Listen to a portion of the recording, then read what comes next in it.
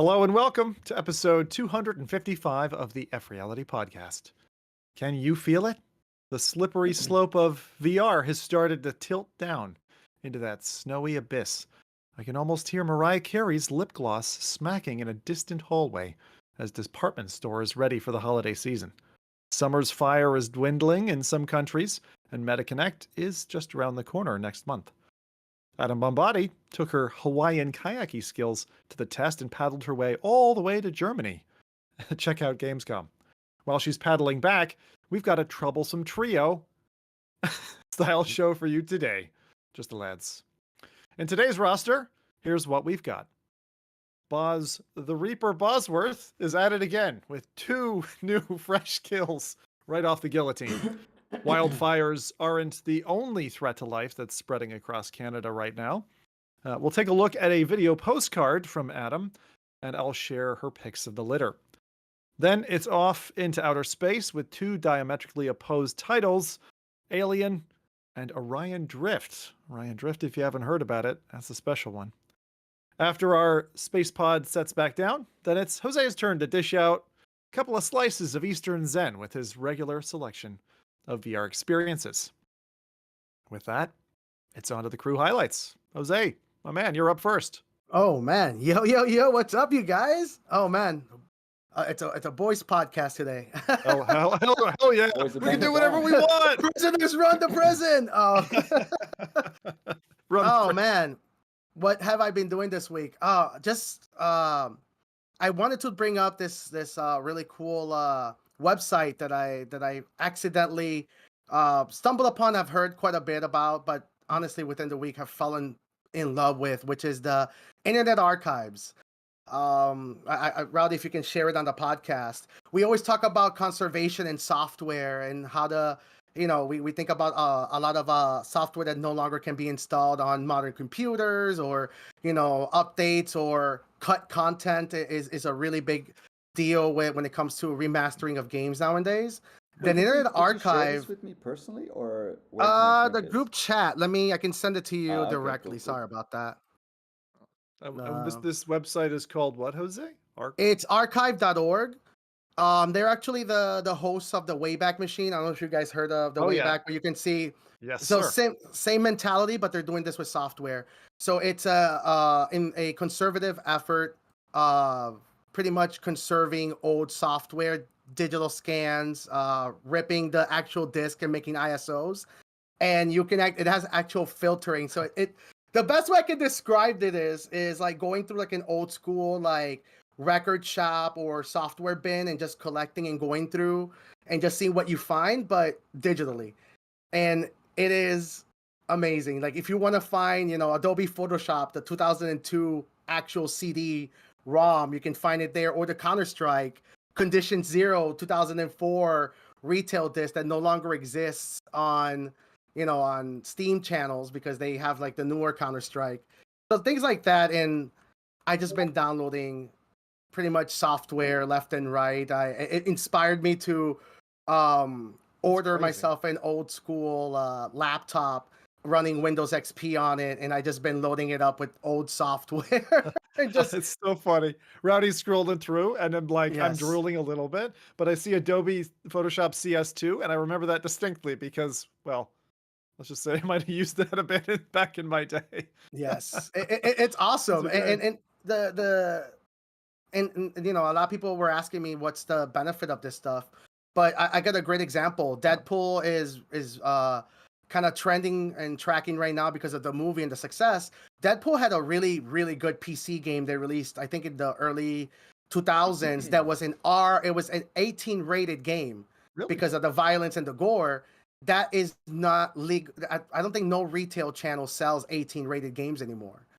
Right? So those are just little things that the archive you'll be able to find. They actually have the full retail disc. It's legal because it's not, you can't find it. There's no legal way to get this. So the only way you can get it is through finding them from a conservative effort like this. So it's pretty awesome. Neat. Yeah, I love the idea of the Wayback Machine, in particular because it makes politicians sweat profusely whenever it's campaigning time, because people have saved every tweet that they ever produced. wow, that's neat. And so that looks Mhm. like it's Deadpool before the films, Yeah, or these were. I think this came before the first film. Yeah. okay, okay, oh, that's neat. So Nice. You know what that reminds me of? It reminds me of trying to get anything working on the DK1 or the DK2 again, because you have that old software stack. But you really need to have all of that if you want to get well, even that old stuff working.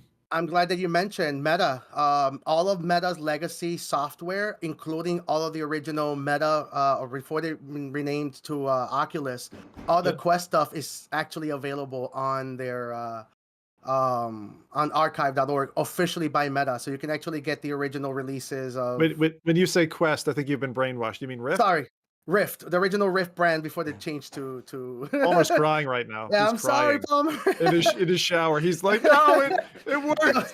They even He can took go. the last Yeah. Mohican. He's He gone. can he Yeah. can cry in his software library repository of discarded applications. But yeah, that's it's just cool to know that there's like a legal framework to acquire this. Because for me back in the day was like downloading everything and keeping hard drives, and now that I feel much more comfortable just donating to something like the archive.org organization and being like, hey, you guys handle the preservation efforts. Because maybe not today, but maybe 20 years from now, I do want to revisit, Adobe Photoshop, the 2012 version. So Okay. Cool, yeah, man. That's yeah. neat. That the thing is like, and I know that there've been I don't know if it's been governments, but people have wanted to shut the way down machine back, like down, and get rid Yeah, of it. I'm glad it's still out there. So yeah. I know nothing about the legal landscape of all of that, but I agree. It's a conservation effort. If you're gonna save the birds, please save my whatever DLL files Yeah. and software necessary to boot old hardware. Yeah, Rowdy, that's are you great. reading the chat real quick? I think Oh we yeah, do. have a little bit of a Bit of- desync Yeah, apparently. So apparently Jose and I have a little bit of a yeah, lag on our voices. I think we had that a previous cast as well. yeah. Uh, That's what happens It's when not we're the so same. forward facing in the technology. It's We're so ahead of ourselves. Yeah. maybe something in the YouTube settings then, because I don't see it on my screen here. Um, Mm. so just Yeah. we'll live with it for today then. Cool, Jose. That's Yeah. nice. I'm glad. It looks way more comprehensive than I remember when I last looked at it, which Yeah, was this is. probably 10 years ago. I don't know when these updates happened. I accidentally stumbled upon it because I was looking for software, and I immediately realized that most of the software I was trying to find didn't have even their domain websites up anymore. And through, I was unfortunately going to resort to piracy. And as I was looking for a Windows XP OEM disk, I found that, Microsoft had the actual archive.org, links. And I was like, oh, wait a minute. And that just rabbit hole after rabbit hole. And yeah, it's really awesome. And if anybody has a few bucks and want to donate to, they don't know what to organizations to donate to, I really believe archive.org it's one that people will feel really happy donating about, because it's about software preservation. You know Yeah. what I mean? And it's that's something anyone can get behind. Cure cancer or save Oculus runtime? I There think you we know go. the answer, right? There you go. So with that, all right, very good, man. Awesome. Obviously. I have a little bit to say about that. Are you a true VR vet or not? Right. So, Yeah. Rowdy, you're up next, buddy. Thanks, Jose. No yeah, problem. my week has been a lot less exciting, I would say. It's been mostly I've been reading a lot again, like I mentioned last time. I've been burning through those graphic audio versions. Like I already finished like 4 of them in the course of a week, and yeah, it's so good. I really enjoy that. I hope some people pick that up as well, especially the books that I mentioned. I'm reading, for those maybe didn't hear it, I'm reading the Red Rising series from Pierce Brown, which I think is probably one of the better things I've read recently. So yeah, I've been really enjoying that. And for the remainder, I've just been enjoying the last bit of summer. I've been watching Gamescom. I know that we'll be talking about that a little bit later as well. I have probably some strong opinions about the general show as well. But yeah, we'll save those for later. Sounds good. Actually, it's funny that you mentioned the graphic. How do you call it? A graphic audio book or yeah. graphic audio? So the graphic audio that you described last podcast, like when someone tells you something and you're like, right, I'm gonna put that on my to-do list, and then you completely forget to even put it on your to-do list. That's me this week. So you just reminded me, thankfully, because I really, really appreciate being able to do that. And actually, my concept here is this: load graphic audio to my phone, and when I'm walking with the dog, and when the wife's not available to take a nice chatty phone call or something, instead of listening to music, like listen to an audiobook while doing that, Yeah. but do it over the Meta Ray-Ban because there's something about the spatial nature of open ear audio that I'm really liking. So I'm gonna try that. I'll let you know how I get on. I do think that the reason why, because a lot of people told me that they didn't like graphic audio before I tried it, but a lot of them do it like you say, like they do it while they're doing chores or they do it while they're walking around. I don't do that though. I do it in a completely dark room, eyes closed, or I go to bed, and then I get like immersed with that spatial audio, and it feels like I'm there. But I think if you're, for example, like if you're driving or if you're walking around or you're doing stuff, because your focus is then, it's just in the background. You're not really sucked into the story then. So Fair point. I Okay, so think a you're lot of suggesting the actually regular, yeah, go ahead. isolation chamber, basically, like Something like that, yeah. Because I put like I have like the little AirPods, like I put the noise cancellation on, so I don't hear anything when I'm laying in the bed, and then it's just like that spatial audio, and I love that stuff. I love that, yeah. No, Carol, I'm reading an audiobook. Bugger off. Yeah, okay, that's good. I'm imagining a very funny scene now. Beautiful, beautiful. Okay, well, thank you for that. I look forward to your Gamescom opinion as well. Cool. Well, chat, thank you for being with us in the chat today. Thanks for also putting up with any audio desync. I know I'm an audio guy, so trust me, that type of thing bugs me too. If you're managing to bear with it, grit your teeth and get through the episode. I think we got some fun stuff. I say this every episode, but I think this is going to be a short one. So stay tuned.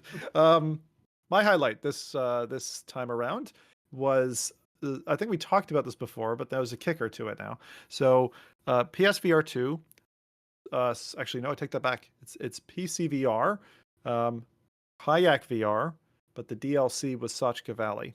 So I went and played that, but I was able to try that out with the PSVR 2 headset, essentially. With their gorgeous OLED panel and this wonderful like rapids flowing around me, beautiful, I'm gonna guess photogrammetry captured landscape that's there in Slovenia, and it is just absolutely magical. Like it's the kind of thing where you're usually in an experience, a VR experience, that it's that high detail, like a UE4, UE5 level experience where you're like, wow, look at the shadows lighting, but there's no game, and you don't usually cross like graphics and gameplay until like a few years lagged later when they finally managed to put those two things into one bucket.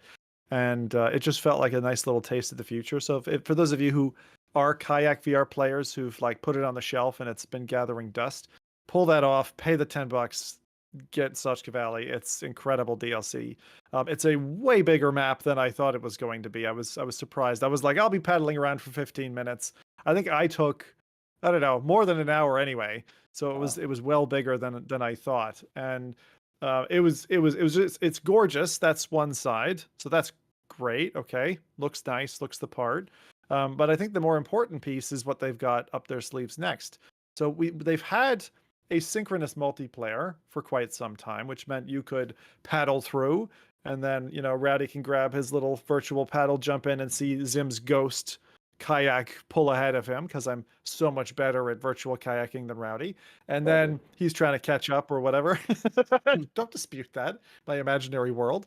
And then they've decided to put out kind of like an open beta of their multiplayer, their synchronous multiplayer, where you can actually see someone else's torso, headgear, and kayak paddle. And it looks like, for something like this where it's so serene, it's so pretty, like now it's possible to basically go on the equivalent of a VR nature walk, kind of like going on a hike with somebody else in VR. Like we don't have that experience of going on a hike yet with people, not in a convincing way that I would say. I was hoping the Climb was going to bring it when the Climb 2 came out, and they still didn't give us, being able to climb a mountain with a partner with you. Big mistake, in my opinion. I mean, that's just a huge miss. But now, at least you're going to be able to, go paddling. And in this case, you can go to Whitewater Rapids and be paddling, which is just incredible. I haven't tried this out yet, but it's got to be a future date night for me and the wife. So yeah, it's just something I wanted to highlight, that it's really kind of this high quality thing. And there was one more recent piece of news from Better Than Life, the developers who brought this, is that very, very small thing, right? But the small details sometimes in VR make or break a game. Like I remember Shell games I expected to die, and being able to light stuff on fire, like get the plant to light up on fire. And you're like, I never thought that they would have programmed that computation in here. And so what they've got now is they've just shown like again another beta add-on, which is splashing water with your paddle to the other multiplayer person. So you're there like just horsing around, throwing water in each other's faces. And I think that all those little details, they just make for such a convincing VR experience. I can remember, when you could the grapple hook, other friends in like Windlands 2, for example, and you're all just like flipping through the jungle, swinging together. It's like, it's great. It's amazing what that like multiplayer dynamic can bring. And so, yeah, this is just something that I wanted to show off as an example where devs are really thinking about VR in the right way.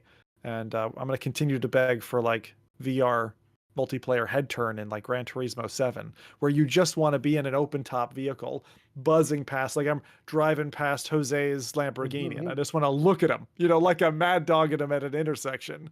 And I like, love that. like no racing game I think has done that yet in VR, not that I'm aware of. So looking forward to those details. So that's it, just a bit of appreciation for VR. Okay.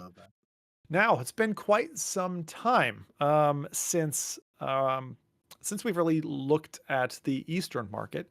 So just a little bit of news about Pico as we go ahead and dive into the kind of reel of VR news now this week.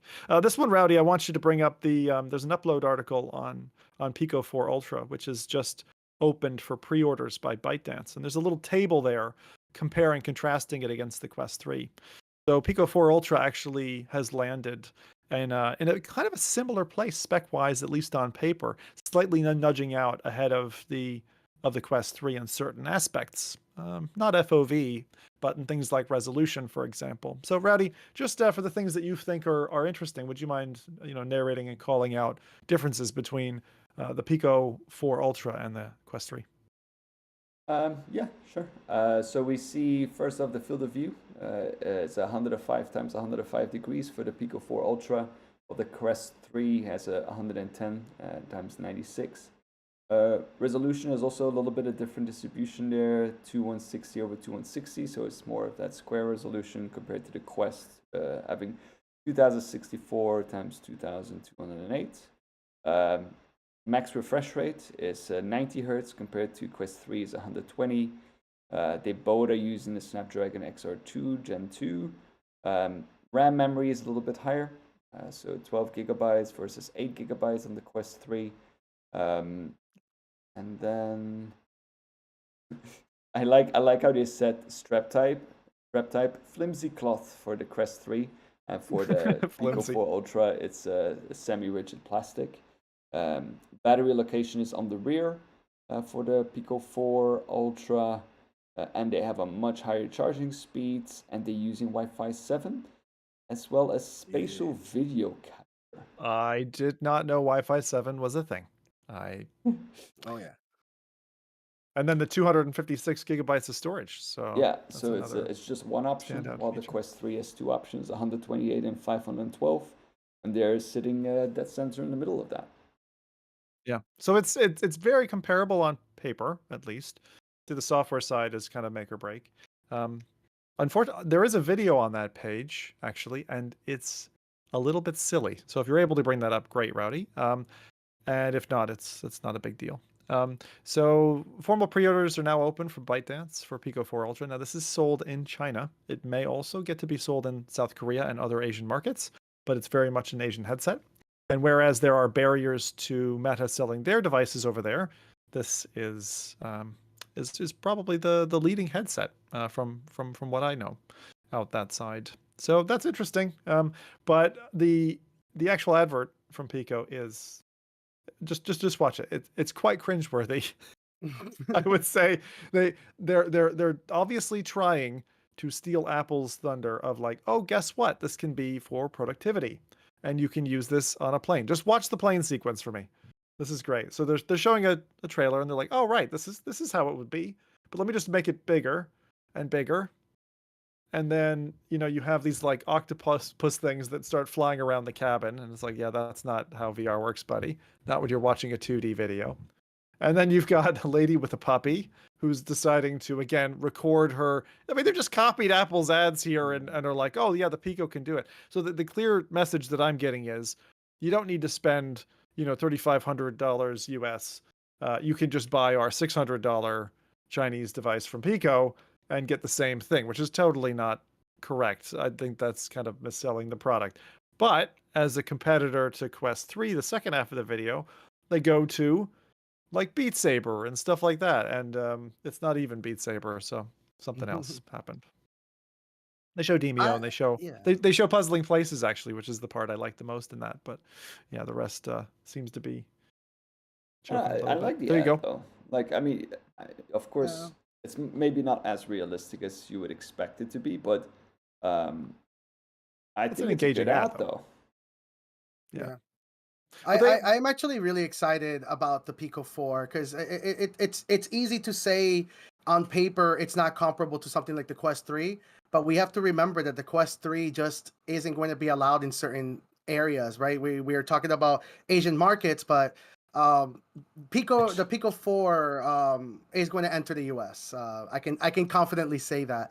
We're already having Really? conversations 'Cause with I that. thought Yes. I okay. It's just not the 4 Ultra. It's going to Okay, have a 'cause different name. Yes. the Ultra. Okay. So I was Yeah, speaking that's of the just Ultra, but correct. and also just to be clear, so I think on paper it's very close to a Quest 3 in terms of its specs, its CPU. Well, I was rather saying that software has typically in the past been where Pico has lagged against Meta. Yeah. So And I'm keen to but see, for example, their yeah. binocular like pass-through cameras. The distortion and the warping that Meta's been trying to tackle now for like what feels like a 3-year journey. I'd be very keen to try that out. Like I've never felt like software stack wise Pico's been close to Meta, and it is healthy if they were able to compete. But they're both kind of operating in their own markets right now. They're not even really competing on the same soil. Exactly. That's where I think that it's important to highlight is the when you look at this device and you see the Wi-Fi 7 plus the higher RAM usage, this is designed for multitasking with a computer. I think that's kind of where Pico's superpower relies on. This is going to be probably the best PCVR wireless PCVR headset in the market. The Quest 3 with 6E, although the bandwidth is really good, it's very limited. Wi-Fi 7 introduces something called simultaneous connections, which is it allows your laptop, for example, to connect to your home Wi-Fi, but also having a dedicated channel where your headset stays connected to it at all times. So now the headset and your laptop are able to share the internet bandwidth without it jumping over the other. So imagine how that's going to benefit applications like Virtual Desktop that is running through your router and no longer needs to do that. Now it just connects directly to your laptop while also giving you access to the network, and that's all happening on the headset. For that, you require dual channel networking? So correct. That's incredible. So that's part of the Wi-Fi 7 spec? Yes, and also includes I think it's like 4 to 5 times higher bandwidth compared to Wi-Fi 6E. That was unfortunately the biggest limitation with 6E. There's also a lot of technical garbage with 6E. Like a lot of people call it in the engineering channel, they call it footstepping. The signals unfortunately step on each other too much because there's very limited bandwidth channels for 6E. So 7 resolves all that. So I think that it operates on a different frequency, is what you're saying? Yes. Higher frequency, definitely a larger channel bandwidth, which in turn will give a much more stable connection compared to 6E devices. So I think that's going to be a huge benefit for PCVR streamers.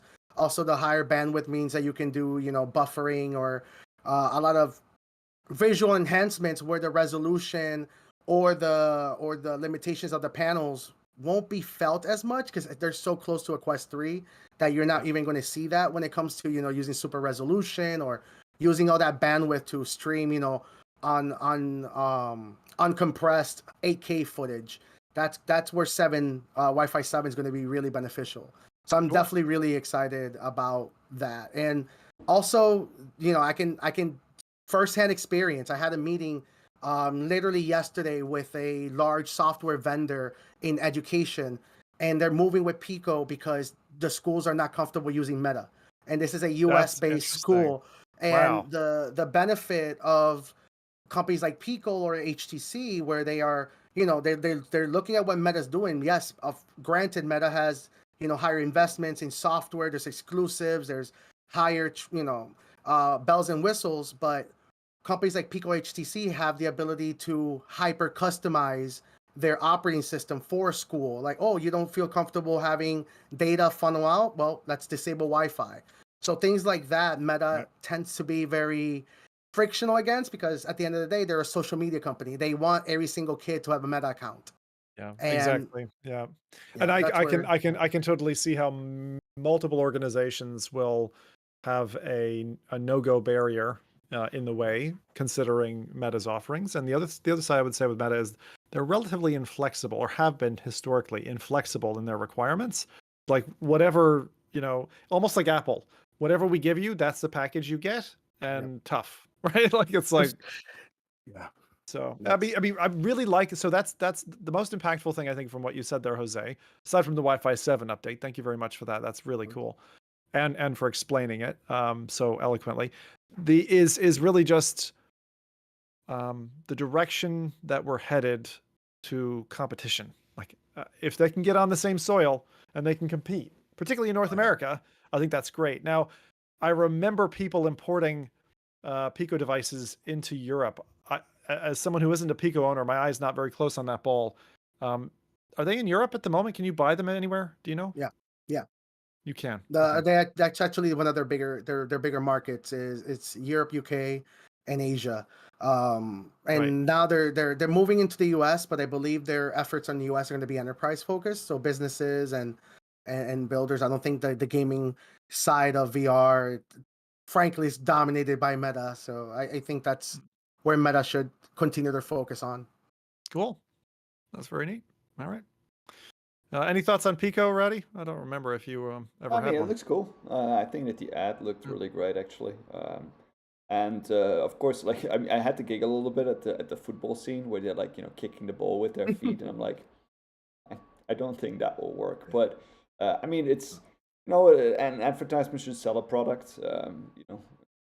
I think it does that. I do think people might be a little bit disillusioned when they get the device in their hands, but there's a worries for later, I guess. And it's maybe good to overpromise. It's in this case, maybe it's good to overpromise because there's still like a lot of things that they can integrate into these things. I just hope that they do that and they don't just come then with the next headset that has all these new features. But yeah, I mean, it looks cool. Don't think I'll get one, but. Yeah, I'm in the same camp there, but no, it's interesting, and actually this kind of concept of should you overpromise when marketing VR? Like, there's definitely two camps to that. I mean, we saw Meta did it a few years ago. Remember when they had like Medal of Honor on the beach? They had Pop One, like those like half real life, half like VR. Yeah, they did that. Like trailers they did, which again was that it was overpromising a little bit, but it's enough in Dreamscape that it's like. This is how you'll feel. It's not. This is what you'll see. Yeah, this is like you're buying into a future. You're not buying into the product currently. Yeah. It's like the advertisement is showing something that how they envision this product eventually looking, or eventually being used. But like the advertisement is there to sell the product. If they sell what it actually looks like, if they would show only what it actually looks like, people would say, well, that doesn't look great at all. Why would I do that? It's not exciting enough to inspire you to grab for your wallet. But like, so that's where I'm confused by their ad choices, because they show Demio, they show Puzzling Places, right? They're showing these titles that do look that good, and you can play them like that, right? And you can play them in mixed reality, and then they show things that just don't exist. Like that trailer on the plane where the octopuses are like floating up and down the aisles. Like that's not going to happen that way. So I don't mind if they kind of go dream world, but then it almost does disservice to those titles that actually are that cool today, because I think putting them that's both in the same bucket is I think that's confusing. again as an advertisement choice, right? Because you can't now say that everything in the trailer is fake because there's part of that are actually possible. Yes. So I think Yeah. it's I think Yeah. it's more like a smart decision in terms of like saying like, oh, it might actually be working, some of these things. Yeah. Well, okay. Wishing Pico some luck with their new headset, and if anyone looks to pick it up, it's about $600 in yen. Okay, so next up, big news. Big news. This is very interesting. Only just caught this this morning. So Orion Drift. Have you guys heard about it yet? No. All right. Have you heard of Gorilla Tag? Little title, indie thing. No. So the stop it, Rowdy. So Gorilla Tag. And this is something I didn't know. I remember this news crossing my my inbox, my browser at some point. But another Axiom, which is Lemming and the team behind Gorilla Tag, brought on employees who were ex-Echo Arena developers. And they got together and they started building a new game. And the new game, or game world, you could say, is called Orion Drift. Now, Orion Drift, when I first saw this, I said, oh God, please God, Lemming, don't give me Gorilla Tag in space. And what's the first thing you see? You see Gorilla Tag in space. You see robots running around with the hand, ape locomotion system. But this trailer goes a lot deeper than that. So watch closely. They show off a competitive Riggs-like experience in an arena. So Riggs was this old like mech combat game on PSVR 1. That's almost like Rocket League. And they show the locomotion system along with like a soccer ball, right, in space where they're bouncing around while locomoting and knocking this ball around. And another reaction that I had to this trailer was like, I'm not fit enough for this, man. I'm going to be sweating bullets in like 20 minutes of this. But what this is, which is exciting, is they pull back from that original scene and they start to show you other things. They show you parkour and climbing and the creativity side of this. So this is, in my opinion, is they've made a shitload of money on Gorilla Tag and continue to, and that's very popular. The next best out there is probably Yeeps, and we talked about that a podcast or two ago. But this thing is coming to cut the cojones off of Rec Room. Orion Drift is set to help you create, and you can run these stations, which are almost like independent servers with things that were created by a community, and they can support like 200 concurrent players. Like, just think about the possibilities in that. Now, Rec Room has had, I don't know, 8 years or so to kind of build an empire of creative tools and a whole economy. So that's an engine that a lot of people come into VR and they don't even realize Rec Room's over here making a shed ton of money. And then you see things like Gorilla Tag. So Gorilla Tag has done what I think is an insanely smart investment strategy. Take people who know how to make competitive gaming fun and feel amazing. That's the Echo Arena chaps, the Davids, I believe they're called. And then glue that together with the existing successful locomotion that Lemming implemented, and you've got Orion Drift. So I'm just applauding, right? I won't clap, but I am just applauding this. I think it's really exciting to see another heavyweight champ competitor just spawn out of nowhere with an idea that isn't just space monkeys.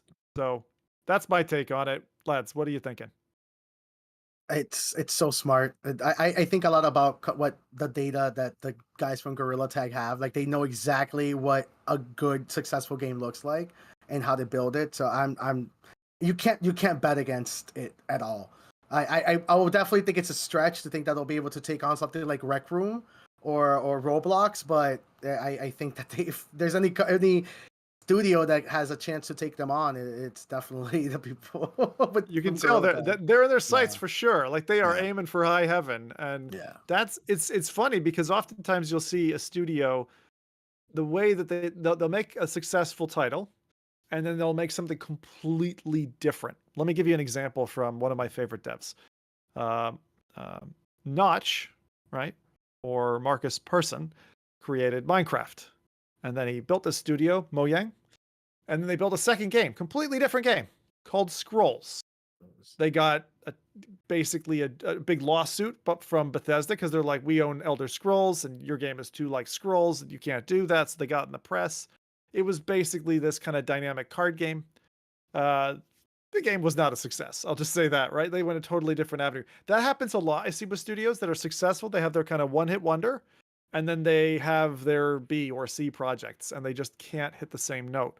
And what I see in this, especially with that locomotion being the carryover, is like there's enough here to not undercut Gorilla Tag's success, but allow people who want something fresh and something new to still bring their friends over. And because they're not just targeting individuals, it's like, let's go do a social thing at the new bar that just opened up. And I think people are going to have a hoot with this new setup. So absolutely fantastic start in terms of the trailer. Now I'm looking at Rowdy. Rowdy, what are your thoughts? Because you always come off the wall with things. How do you feel about this? I think it's really cool. I think, like, especially considering, the market that is currently there for Quest 3. Is this my kind of thing? Probably not. It's not, I'm not the big, into social experiences, unless it's like with people that I know. I would try this stuff out. Definitely not something that I would sink a lot of hours in. I like my games to be polished by the developers, and I don't think I have the time anymore to get very much into the creative side of things, of like creating things into. So definitely considering, the Quest 3 is definitely aimed, I would say, at a younger public, and I think that this suits that really well. I think Rec Room, the success of that has shown that as well. So yeah, I think it's a great addition to the Quest store and to the market there. Though it's probably not something that I'm super excited for. Yeah. I love the Mad Hatter's comment in the chat. Finally, we're moving the children to space. I don't know. I think when it comes to like if I would play this, I think I'm on Rowdy's camp. Like I love what they're doing. I don't have time for creating. I do think that creating creativity or content creation focused games tend to do really, really well in today's age because everybody's doing, they call it the clip economy nowadays, where people are making, these maps for streamers to play it and interact with them. I think that's going to be a big thing for Orion, because I think Gorilla Tag doesn't have that. I think Gorilla Tag is, everybody's playing on a similar map where, and there's always content creation. So now people are going to be able, like the Fortnite style, hey, check out our world, and they'll put the code at the bottom, and that world takes off and gets popular. And that's actually something that I doesn't get talked about when it comes to Gorilla Tag. We think about the impact in the games, and I think I mentioned this last time, but there's also personalities who are becoming famous through the game. J-Man Curly, literally headlining concerts. He has security guards. This guy's a celebrity on the internet, and his biggest platform is Gorilla Tag.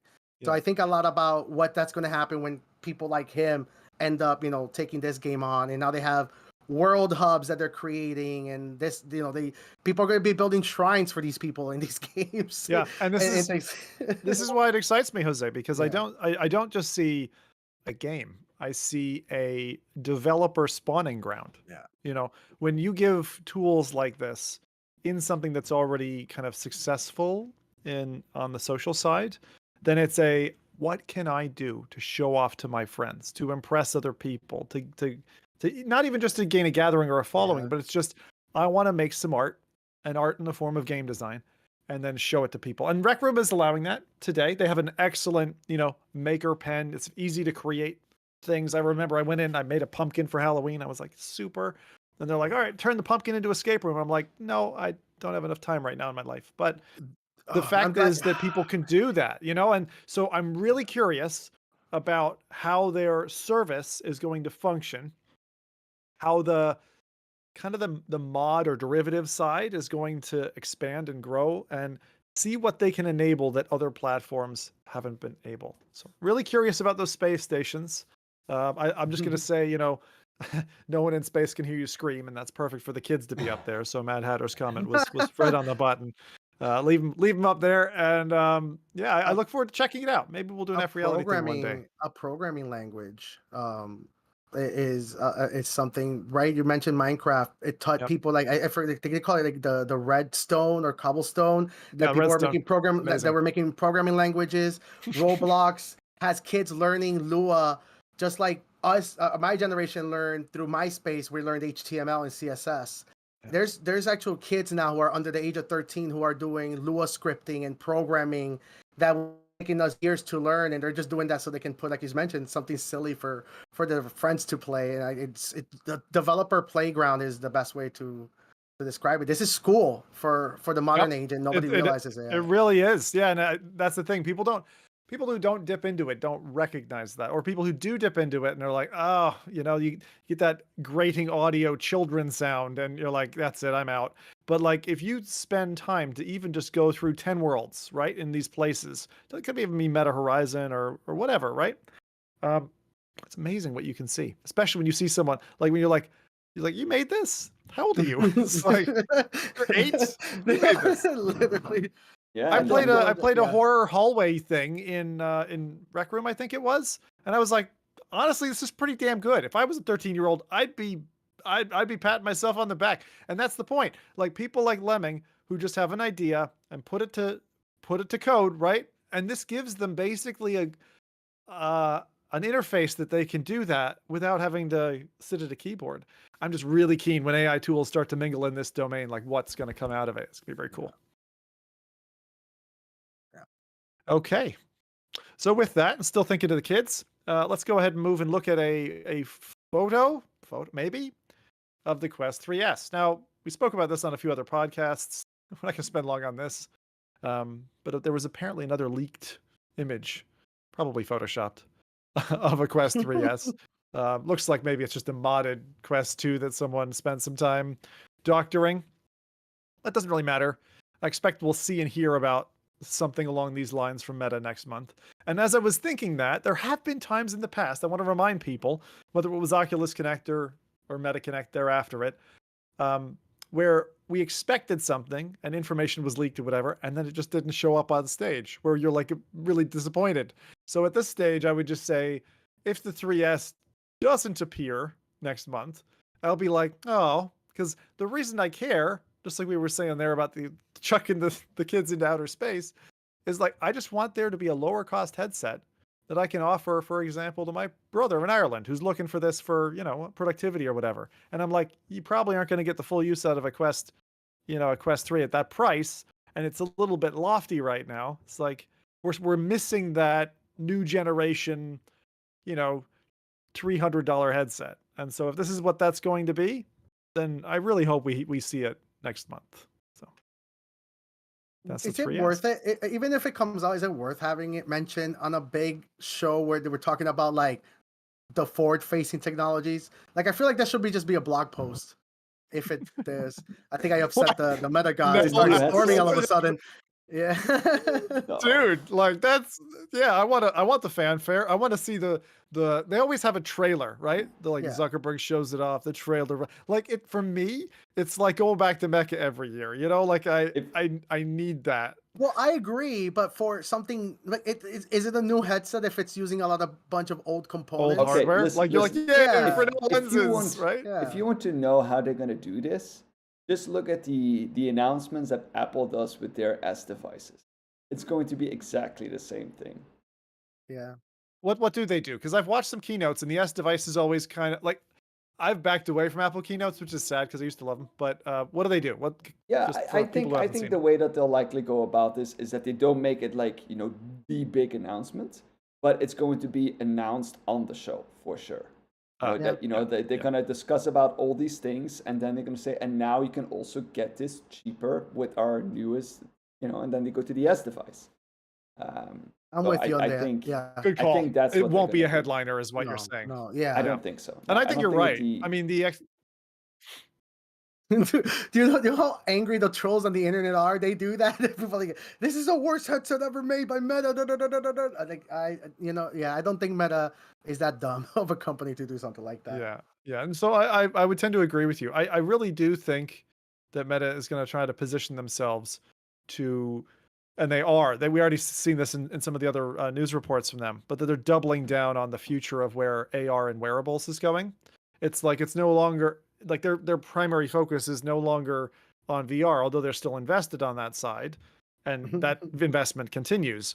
But it's like, oh, we didn't realize that it was going to be such a hit to have these lightweight glasses on your face. So the thing I'm most keen about is basically seeing any kind of a, on-screen information in glasses form factor. And then I want to see like this visionary thing that we keep seeing hinted in news articles is like, what's your AR headset, or what's that device actually look like? Even if right now it's just a prototype, like where are we going and what is possible, in a device? And I don't even care if it's sleek and small right now. It's just like, what does that AR thing look like that isn't what HoloLens was, which was, for anyone who hasn't donned an AR device, the biggest problem is field of view. Because unlike your traditional, I'll call it vision replacement in a VR headset, an AR headset is trying to kind of feed you the real world image. And at the same time, it's all been light guide stuff. So it's all been like little postage stamps that you're like moving around your real world, which really takes you out of immersion when you see that like hard line draw over the object that isn't really there.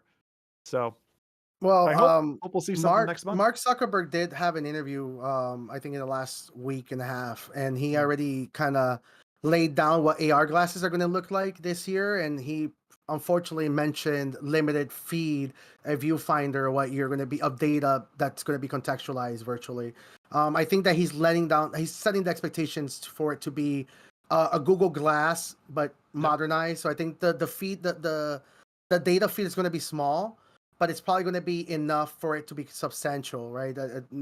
Just a little, a quick way for you to read a text message should be enough for people to start thinking about this. I don't think it's probably going to be like an Apple Watch. So you're not talking about the AR. I was talking about two different products there, Jose. So there's AR glasses. Yeah. So there's their AR product, and then there's their next version of what has been in the most recent round, like the Meta Wayfarer and Headliner, and I forget the third one, sunglasses. So the smart sunglasses with an add-on screen is fine. That's exactly what I want.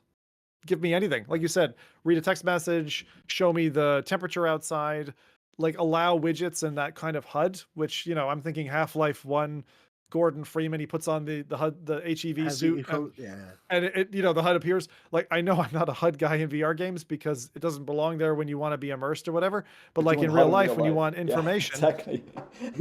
I know, like, shoot me. That's so funny. But I do think that like a dynamic HUD, which you can configure with information when you need it. For example, when, the glasses are talking back to you when Meta AI is answering, to be able to give any contextual information, even like, it's thinking. So there's a loading circle or just anything to kind of help support and give them a little bit more information, even a directional arrow. Where am I walking or whatever, right? It'd be really cool. But also, so, looking forward to those things. Just talking about HUD in general, like I don't mind HUD in VR if it's done in a cool way. Like, for example, if you put on a visor or you put on glasses or you open up your helmet or like, then stuff like that. If you play around with that, I think you can do really cool things with HUD as well. But like just, having HUD because you don't find a more original way of showing, things on screen, I think that is wrong. Like, for example, hit points. Like there's no need for seeing that in VR. Or a health bar. Yeah. A health bar, like. Yeah. But in real life, though, if you can see people's hit points, I think that would be pretty advantageous in certain situations. It would be so cool if you. I would love to see a hacker film where a hacker's walking around and he's just looking at people and hovering above their heads is their bank balance. That'd be just so cool to see the scene. Watch Dogs. I think they have that in Watch Dogs. Cool, yeah, they do. I'm so cool. So hyped. But you mentioned HUD, right? I want to skip around here, Rowdy. So I'm going to ask you to jump way ahead in the links that I shared with you to Batman Arkham Shadow. Because Batman Arkham Shadow is a game being developed by Camouflage, the same team behind Iron Man VR and Republic. And one of the things that Iron Man did very well, along with games like Solaris, for example, is to have what I'll call a limited HUD, like what Rowdy just described, and actually make you feel present but at the same time, there's this additional, I'll call it optional layer that adds some kind of interesting elements into that. So you're going to see this appear in the game after the first couple of scenes. And so this is in development at the moment. Now, I think I'll be we'll see how this goes, but I know that the internet was all raging as usual when they're like, "Oh, heavy IP title that should be in should actually, be in flat is now coming to VR." And so everybody hates the thing that the candy that they can't have. But you'll see here from the top, right? There's like almost a Batarang style like health bar up the top with these like little carve-ins, and it's a really kind of clean look to the HUD. And then they've got QuickTime animations with the engagements with the enemies and all that. So it's a bit of a different experience, but those are the kinds of HUDs that I can kind of get on with. No. Do you? No, don't even say it, Zim. There is X5, critical strikes on the screen, the health bar, like all that stuff. I don't like. That's not what HUD is. It's either. Like it's supposed to, like, it just makes it feel like the thing about VR, and people still don't get that, is so that you can experience something as a person, like as close to real life as you can get it. But if there's these kind of things on the screen, it just makes me aware again of like, I'm just playing a game here. It's not immersed. It's not pulling me in.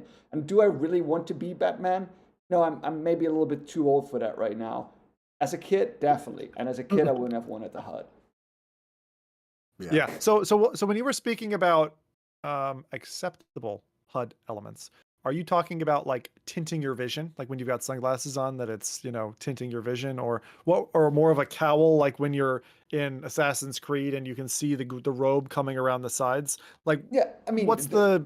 I'm gonna say, like, when I talk about HUD, I'm still talking about augmenting reality.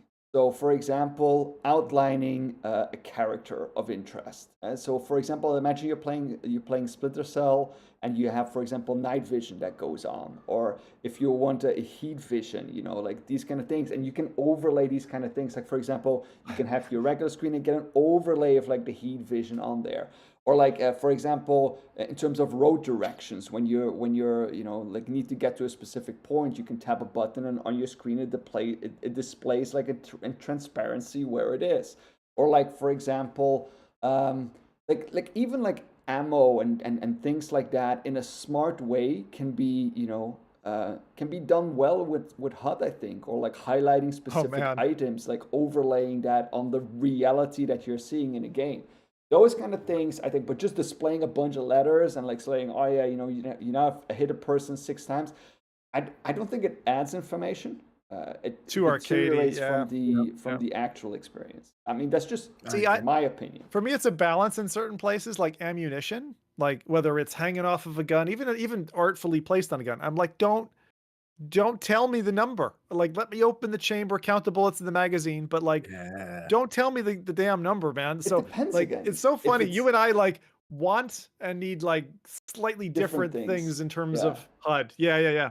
Because this is why customization is important. Like, I see HUD as like, it should improve the experience of not of the player, but of the character that the player is playing. And if for example, if there's no other way of showing ammo, then, for example, displaying it on the gun, or like hovering it over there when a button is clicked or something like that, because it enhances. It makes me as a soldier. It makes it more realistic in a way that I need to know quickly. What is the ammo that I have left, or what is the charge of my. And you're not asking for anything that's impossible. Like, there's a lot of games that do that really, really well. Yeah. Like military games, Sims games do that really well. Like even Half-Life Alyx had needs to be a decently good HUD with the glove. Yeah, it needs to be not from the player's perspective, but it needs to be from the character's perspective, in my opinion. It needs to make sense for that to be there. Is a critical hit counter, is that realistic for, if Batman was real? I don't think so. So for me, it doesn't need to be there. Can you imagine actually the Batman lore for he actually adds that to his utility suit? He's like, I want to hit counter. It reminds me of the like the late 1990s when you had a hit counter on web pages, and it was like, 260 people viewed my website. It's like back in the GeoCities days. Like, it's just very funny. I mean, I know news articles still have that, but hey, they need their hits. Cool. That was a funny one for us to kind of debate. So that was Batman Arkham Shadow. I do think Camouflage are going to do a good job of that. So that could be another hit for those mobile gamers who have standalone headsets. Speaking of standalone headsets and superpowers, like Rowdy's got a clear soft spots for. I always think Control comes back in my mind when you're making a stand on superpowers, Rowdy. Yeah. So Quest HDMI link capability has just been released. Rowdy, I've linked to you the store page for this, just to show the current sentiment in respect of this new capability that was announced recently by Meta.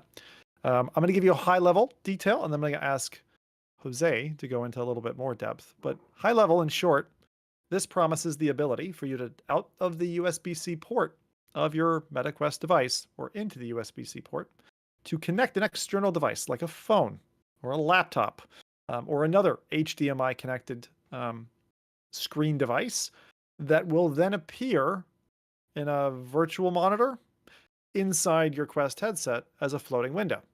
The idea here, if you think about it from the end user, is you are now able to kind of bring in something from the outside world that wasn't previously possible and actually add it to that environment.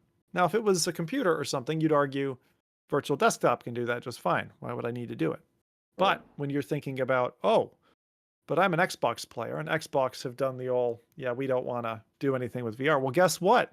You can be in your Quest 3, experiencing whatever it is you're doing in there, and have a giant gaming window for your Xbox session, and for a company that otherwise has shunned VR. So, yeah, I'm curious, Jose. You're the kind of guy who likes this kind of thing, and you're going to definitely have to talk me down off of a ledge on this, because when I saw Carmack tweet about his symptom with cables all over the place and not being able to get this to work, I was like, that's not, if Carmack can't get something to work, then I got no hope. You know what I mean? Oh man, I didn't see that post, but it is a cable mess. This is let's call it like a really good step forward to allowing you to access all old electronics with a forward-facing medium.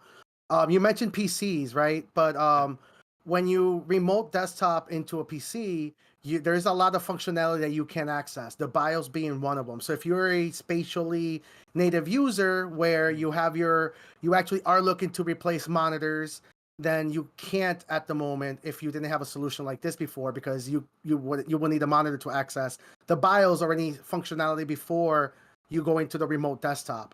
That covers that.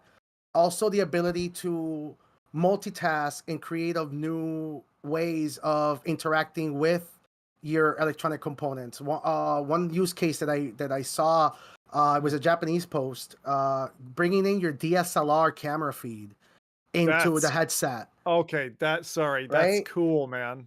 That's cool. Sorry, I didn't showed think a setup. about that. Yeah, they put a DSLR camera. The guy was, using his free hands to hold another tripod, but also being able to get a direct feed. And as these headsets get more advanced, there are, and I'll probably have something more to talk about next podcast about that, but there's something as a wireless HDMI capture card that should theoretically work with these. I'll have to do some testing, but there's a lot of ways to avoid cables.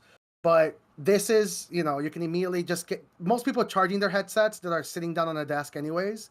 So you can easily run a long USB-C cable, have that going into a hub. Now you have the HDMI capture card there. You have your desktop. Now you got rid of your actual monitor on your desk, and you don't have to be worried about having it just in case, because you have access to the full HDMI feed. For me, for example, as a tech, I carry a little monitor with me at all times, because sometimes a monitor could be bad. In the location-based entertainment field, the arcade world, these computers are sometimes hidden under a platform or they're hidden out of plain sight. They don't have a monitor most of the time, so I have to lug around a little monitor with me.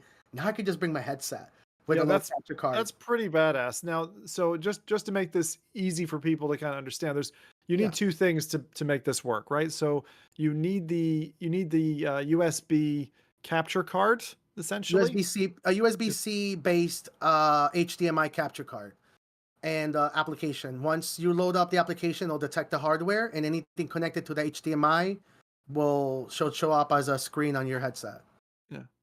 No, it's interesting. So, but like, so from what I understand, you've got essentially two cables that you need. So you've got the capture card, and then you've got the HDMI port that's coming from USB-C. The issue I see with this, however, is power.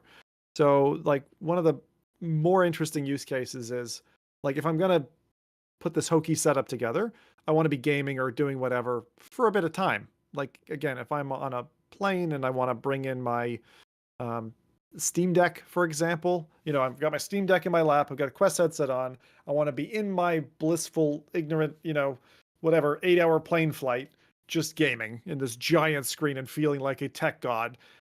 But the concern I have is battery, man. The battery life for that is going to be limited to whatever Quest 3 is, and there's no way through you're using the USB-C port, and you'd like to be able to charge it at the same time, but you can't. So I don't know if Meta's got plans to at some point alleviate this. They did it once on a previous device with like other options. Yeah. I want to make sure that people don't think that's the only way, because the USB, the reason that people are thinking that way is because there's the most tech demos, they have the USB HDMI capture card directly connected to the headset. Yeah. There's other ways that you can inject power and still get the data. A USB hub with power injector is probably the best way to go about it. I don't know if anybody's done tests with that, where they have the USB cable running to a hub, which is charging the headset also. And now you have the capture card to that hub. So given how thirsty a Quest 3 is, I don't know. Yeah. I'd be nervous even doing that with my headset to test it. It's not going to be effective to do without a outsource, like an additional power source that's charging the headset at the same time. I agree. Yeah, there's a lot of cables involved now. Like it's 4 or 5. So like for me, this is probably a no-go, but it gives us an insight into a future where you've got that integration. I am really excited to see how much more this can go. But yeah, the storefront was not very friendly to them. There's a lot of people. It's like the PSVR 2 launch, where people were like, "Yeah, I can use my headset with my PC," and the other half were like, "My Bluetooth dongle doesn't work. This doesn't work. Why is Sony giving me such a pain in the ass?" Yeah. Like the promise, what Rowdy's showing on screen now is, if I can just connect easily to a gaming device or my phone or something, and then I've got it in VR on this massive screen, that just seems really cool as a travel companion. It's just a lot of device and cables. You know what hardware does this really well and nobody thinks about? The PlayStation 4 and anything after that. The PlayStation 4 has an inbuilt hardware for capturing and streaming. So who's to say that gaming handheld companies won't do the same thing, because they're going to recognize that people are going to be connecting these handhelds to TVs or external capture devices, and that in hardware capture card component gets built into these devices like a Steam Deck. And now you don't have to use anything except a USB-C cable, or you wirelessly stream it. That's exactly what this is setting the foundation for. And I'm glad that you mentioned it, because that's it. When you break ground on something new, it's ugly. This is a very ugly attempt and it's the first attempt at bringing physical devices into a virtual space. Me as a technician, as I mentioned, now I'm able to tell other techs like, hey, just bring a headset with you. Don't bring your laptop, because you can just use this capture card, worst case scenario. And you just start seeing the sizes of the toolkit, lesson. And that's what I'm excited about the most because of this stuff. Do you see, Jose, a DNA clash here for Meta? Because what I see them as is, right, and Rowdy, we've been watching this the whole way along and had this comment where they're trying to kind of clone Apple's way, right? But I see them as two different companies. I'm the VR equivalent of Apple, who's been there since the start, invested early, picked up Oculus, and have been just pumping money in, right, on the software and the hardware development side. Then on the other side, you've got the Facebook side of Meta, which is, break stuff but make innovation happen quickly. And so the reason I see these two colliding every so often, and this is one of them, where it's like you've got this clean veneer, you do good products, you do high market value, and then the other side you've got this indie trickery, which doesn't seem to gel very well, and people are like, well, hey, why didn't you test this? Why is it out now and it's all ugly like what Jose's saying? Do those two belong in the same space? And if so, what would your recommendations be to Meta? Like, is this the right way forward, or do you think they could do it a better in a different way? I don't think there's no other option. HTC attempted this. The HTC actually did this before Meta. This actually is a functionality. Nobody heard about it. And I think that Meta, because of the platform they have, when they try new things like this, they have a spotlight. So do I think that I would tell them to keep going. If I would give them advice, I think that they got somebody like me to think about Quest 3 now in the field as a tech, and that was something I would have never thought about because of this functionality. So I think that until other options start existing where people are, letting the because I think that's what's happening is Meta's too focused on polish right now, and you can't focus on being the polished company when your only competition is Apple right now. So I think that we need more indie VR companies doing crazy hardware and trickery and all that stuff. Yeah. So you're saying as long as they've got a minimum viable product, like just put it out and then iterate. Yeah. Okay. Rowdy, how do you think about that? I mean, it's the way that development industries have been moving towards, right? Especially now with because I wanted to mention it maybe a bit earlier as well, but maybe I'll do it now. Is the entire impact that AI has on development, just in general, is changing the scene a little bit. There's now tools like Cursor is a very popular tool that developers have been embracing, which allows you to code basically in general language. So you type a You can prompt. code in general language? Yeah, just just write like writing a novel. You can just describe it you in just sentences? write, I want to build this kind of app. What do I need to do? And then it writes all the code for you. It tells you the folder structure you need to use, all of that. And then you iterate over that, right? So the development process has become this iteration of speaking to an AI coding agent and and that now is being implemented directly in your IDE, extensions that now integrate that. Cursor is probably one of the better ones that is out there. It's it used to be like Copilot that a lot of people were using, but I see that it's kind of like a flux now to just something that would usually take a developer probably 10-15 minutes now can be done in 15 seconds. So it speeds up the process of development a lot faster. And there is this concept, and within agile and any kind of development firm is you want to get an MVP or a minimal viable product out as soon as possible. If it's bad, that's okay. It doesn't matter that much because you'll be able to do this very short kind of workarounds, iterative process. Within a week, 2 weeks, you have your product. You bring it out to your users use it, they tell you what is bad, and then you fix what is bad. And the reason why they do that a lot is called a lean process, where you only develop features that your users want, and you're able to really quickly pivot to something else in case you're making something that you don't want. There's too many, especially in the big venture capital firms, there's often too much time and money spent on building products and features that consumers then don't want, which means that sometimes or don't use, right? Or they don't want use. it, they say they want it, and then it just exactly. gets that's ignored. a mic drop right there.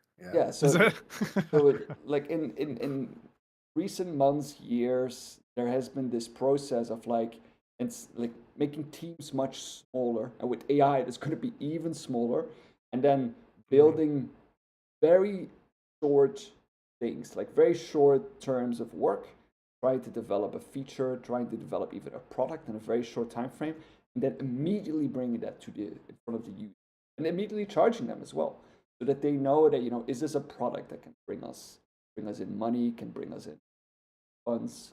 Is this something that users are willing to pay for?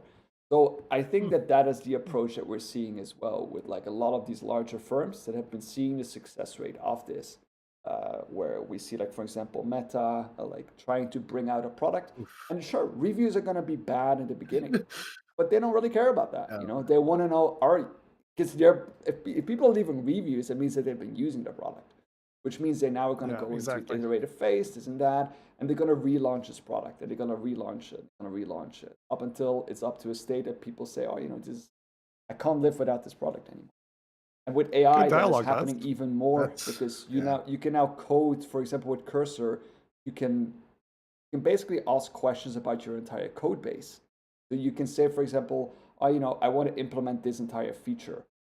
Where should I do this? How should I do this? And it's going to go through your entire code base. It's going to say, you need to add this and this in this section, and this needs to be there, this and that. So now you've implemented your new feature within the space of like half an hour, instead of something that would usually take 2-3 days. You see that kind of speed of development is going to be. So if there are developers out there listening, you really want to start embracing these tools, because people are going to be expecting, a much faster turnaround on these kind of things than what we usually. Yeah. That's very cool. Excellent. So I guess the consensus here is Meta, keep breaking stuff in the public domain, bring us those exciting features, kind of like what they did early on with hand tracking. If you remember, when hand tracking first came out, it wasn't great, but where it is today is pretty damn usable. So cool. Thank you, guys. All right, so that's our Quest HDMI leak topic. Now, let's move on to the things that Meta has killed. All right, I pointed this at Boz earlier in the titles, but it's not just Boz. Anyway, the first one, San Andreas. This one was writing on the walls for the last 3 years, I feel. Originally, Meta had committed to a project to bring San Andreas, one of the more popular GTA, Grand Theft Auto titles, into VR, and have recently commented that this is now being indefinitely delayed while they focus on other projects. I don't know that they put any work into this at all, but apparently they said it was many years in the making or something to that effect. And look, in the end of the day, the thirst for a GTA title in VR will not go away anytime soon. For any of us who've used like Luke Ross's mods or UEVR or whatever to get into that space and kind of cheat the system a little bit, it's going to be a hit when it happens. When it happens and it's done right, it'll do great. So at this point, I literally think it was just Meta trying to get the word out there so they don't have another like showcase next month. I can just imagine chat, right? Like as the same thing is happening where everyone's like, where's GTA? Where's San Andreas? And I really feel like they're just saying, bugger off, guys. We're not doing it. So that's fine. We still want GTA. To just bring back the previous discussion, like they could spend billions of dollars on making this product, bring it out there, and then realize that people were not really waiting anymore for GTA 3 San Andreas, right? Sure. You're right. I would Right. push back on that. I would play it for specifically it looks like. GTA. I don't think so. I don't think that. Well, let me. I would say this. First thing, like what boils my blood is when people say the most popular GTA. It was not San Andreas. San Andreas was the most popular GTA in terms of marketing because it had a glorified black gang culture. As a Latino, as a brown guy, it was the first GTA that had a hip hop radio. It was being advertised at WWE before wrestling on Monday Night Raw. It was the one that accessed the culture, and because of that, it tended to have a lot of marketing. But the most popular GTA was Vice City. And when you think about Grand Theft Auto Vice City on a marketing trend, that video, if you show somebody an old boomer, executive 60-year-old who works at Meta, and you tell them, hey, we need you to greenlit a title that's going to be a next step into simulation. It's going to be immersive simulation. And you have two videos. You have one where they show a guy doing white collar crime, pushing, drugs in a speedboat, wearing a white collar, pop out collar shirt. He looks like Scarface with the 80s music. And then you show him and you compare that to a video. Scarface in VR. Exactly. And then you show somebody a black or brown minority with a bandana over his face doing a drive-by and shooting somebody on a bike that clearly doesn't look like white collar crime. Any executive will feel more compelled to go with the 80s vibe one, right? Because it's much more detached. It's celebrated, a different aesthetic.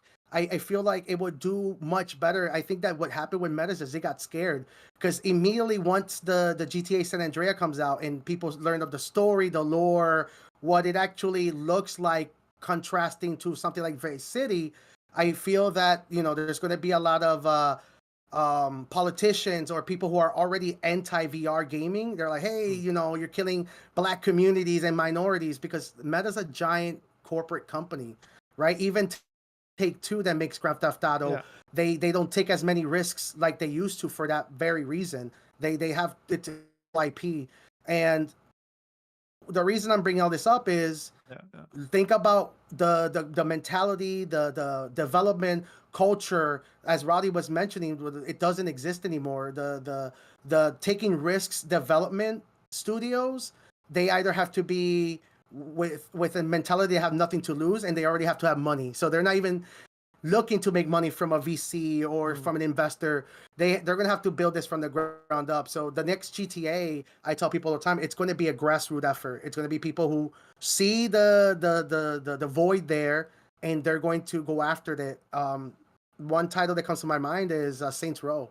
That's exactly what Volition did with Saints Row, and they took off. Volition. So what you're essentially saying is unlikely to be the Grand Theft Auto IP because of how risky this play would be. And 100%. so I suppose my thought behind this is a little bit different to yours.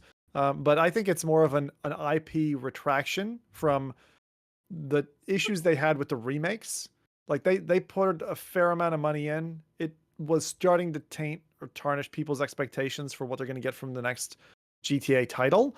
And with GTA 6 looming out there and so much at stake, I mean, billions of dollars at stake, that I think is a risk they're unwilling to take at this time. So even if Meta and Rockstar Take-Two had paperwork that said, yeah, we're going to go do this project, I think the pull is not about a flavor of ice cream choice. It's rather we're getting nervous before the wedding. Like that's what I sense here. So that's my take on this. I think you're to some extent right. I mean, we had what was it called? Gang V on PCVR, which was like one of the buggiest messes, right? But it gave you this flavor of what like GTA 4-ish might feel like in VR, and didn't do a greatly compelling job. But when you speak of grassroots maybe being the direction, I actually think that maybe a risk-taking secondary studio may be the right one. So when you say Saints Row, that actually resonates pretty well with me, Jose. I think that they might, like, we might see a Saints Row VR before we ever see a GTA VR officially. I like Joshua Johnston's comment in the chat company. Somebody said GTA 6 might be more palatable since it's killing Floridians. And it's true. As a Floridian, I think I will feel much more comfortable just going gang spree on my home turf, I guess. Honestly, I'm really excited for the next title. I think the next GTA is going to be a banger from what I've seen so far. It looks really great. But will we get it in VR? I think I'm just going to cry my way home on that one. I mean, between that and the next Elder Scrolls, like, I just feel like there's so many titles that are just not going to go for VR, and I'll have to wait for Cursor to get better so I can write my own VR variant of these games. Okay, so that's number one. Number one dead, San Andreas. Number two dead, Quest Pro. Quest Pro 2. Which I think Boz has announced here now. He's like, this happens all the time. We kill prototypes. We know that. We've been watching and listening to Meta along the way, and they do all kinds of crazy offshoots. The intention here was to have like OLED panels in a Quest Pro style headset. So still kind of upper end, but under $1,000. And apparently that matchup wouldn't happen before 2027. So the project got canned. I'm not particularly sad about that, because although the Quest Pro had a pretty cool form factor, and from an engineering perspective was pretty damn awesome. The kind of idea behind it, the 16 cameras that were tracking in it, like even the fact that this came out as a retail product, I was kind of surprised. Felt like a dev device to me. But how it mounted on your forehead, the kind of general look and feel of it, are all pretty good. It just wasn't very comfortable for me to use. I ended up selling mine. I didn't like the headset. I found it gathered dust because it just wasn't comfortable enough, even with a bunch of mods. And so I got rid of mine. But I did imagine through all of that, a future where we have a headset that's better for work. And honestly, a gaming headset where you've got that ring, touching your face the whole time and all that marks your face when you're hopping between Zoom calls. Like, we do need something that's going to sit on you that lets you see a screen, maybe something similar to like Visor that we saw, on the last show. So I'm keen to see what Meta has to do in that space, but right now I think they're kind of more focused on the bottom part of the pyramid and not an extreme headset. So I think we have to wait a few years before we get anything more in that space. Are you guys going to light a candle for Quest Pro, or are you guys celebrating tonight? I expected it to die. They're licensing their OS, right? It makes no sense for them as a company. It goes back to honestly. I wish I could take what Rowdy said and put it in the bottle and just drink it, but that's exactly what's going on. It's just the mentality of development, what it looks like nowadays. If they see a more affordable, quick way to make it happen, they're going to go that route. And if they're licensing the OS, that means that manufacturers are going to probably be taking on that cost. Why would Meta offer a more expensive alternative? It makes no sense. Very good. Okay.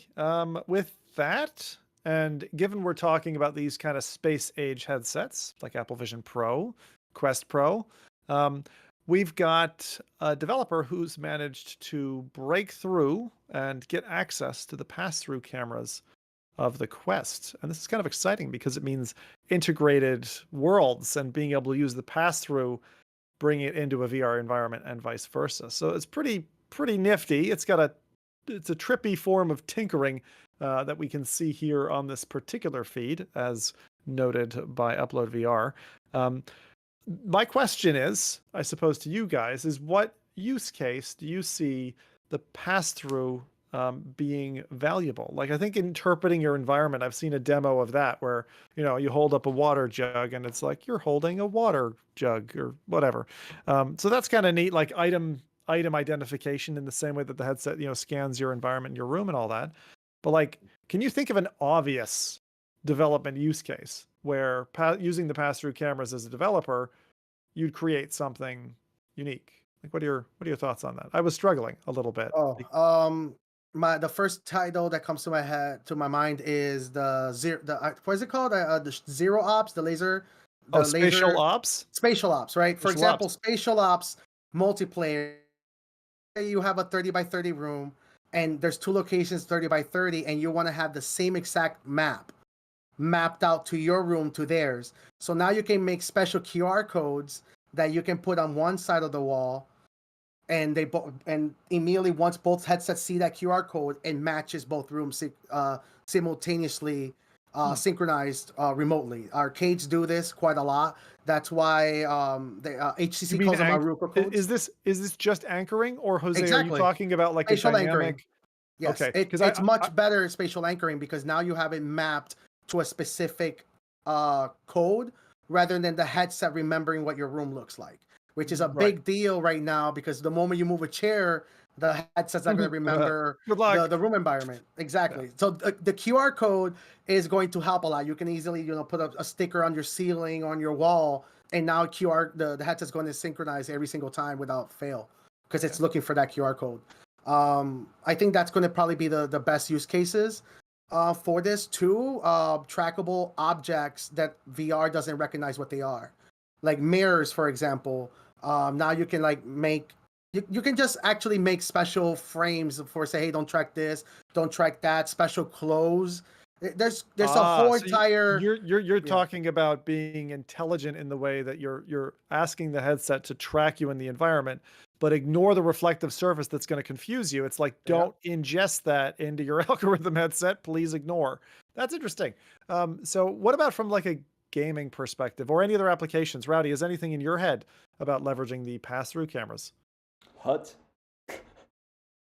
Really? Yeah, I mean, why not, right? You can start adding, like with these kind of things, you can start adding some kind of cool hut maybe to some of the real life experiences, some of the games that you can play. So yeah, I think like something like that might be leveraging it, in a maybe a cool way.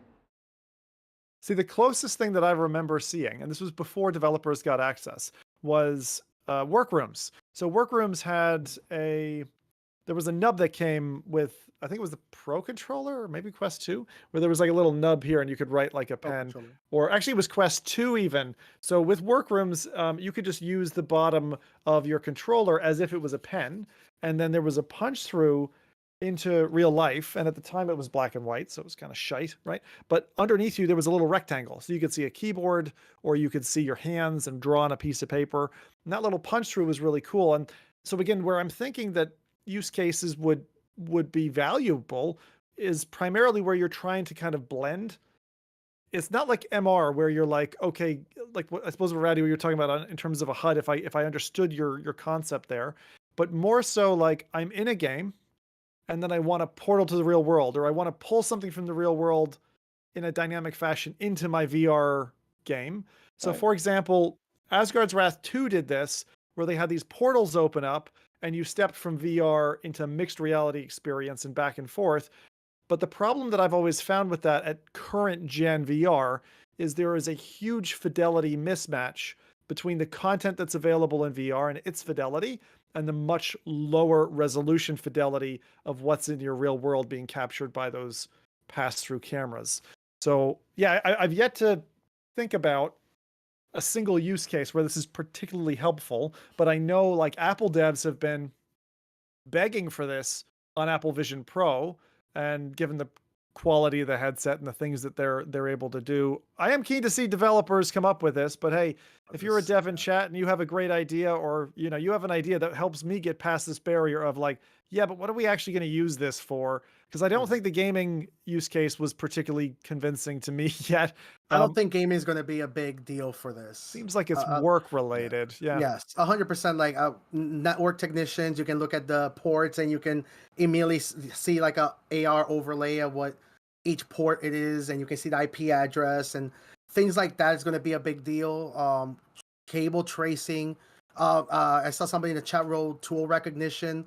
It all seems like use cases for productivity. I can't think of gaming at all when I think of this stuff. Joshua, there's a cool idea there where you pull a Nerf gun that you're holding in your hands into your game. So the idea of being able to so I would love that. That's a great gaming idea.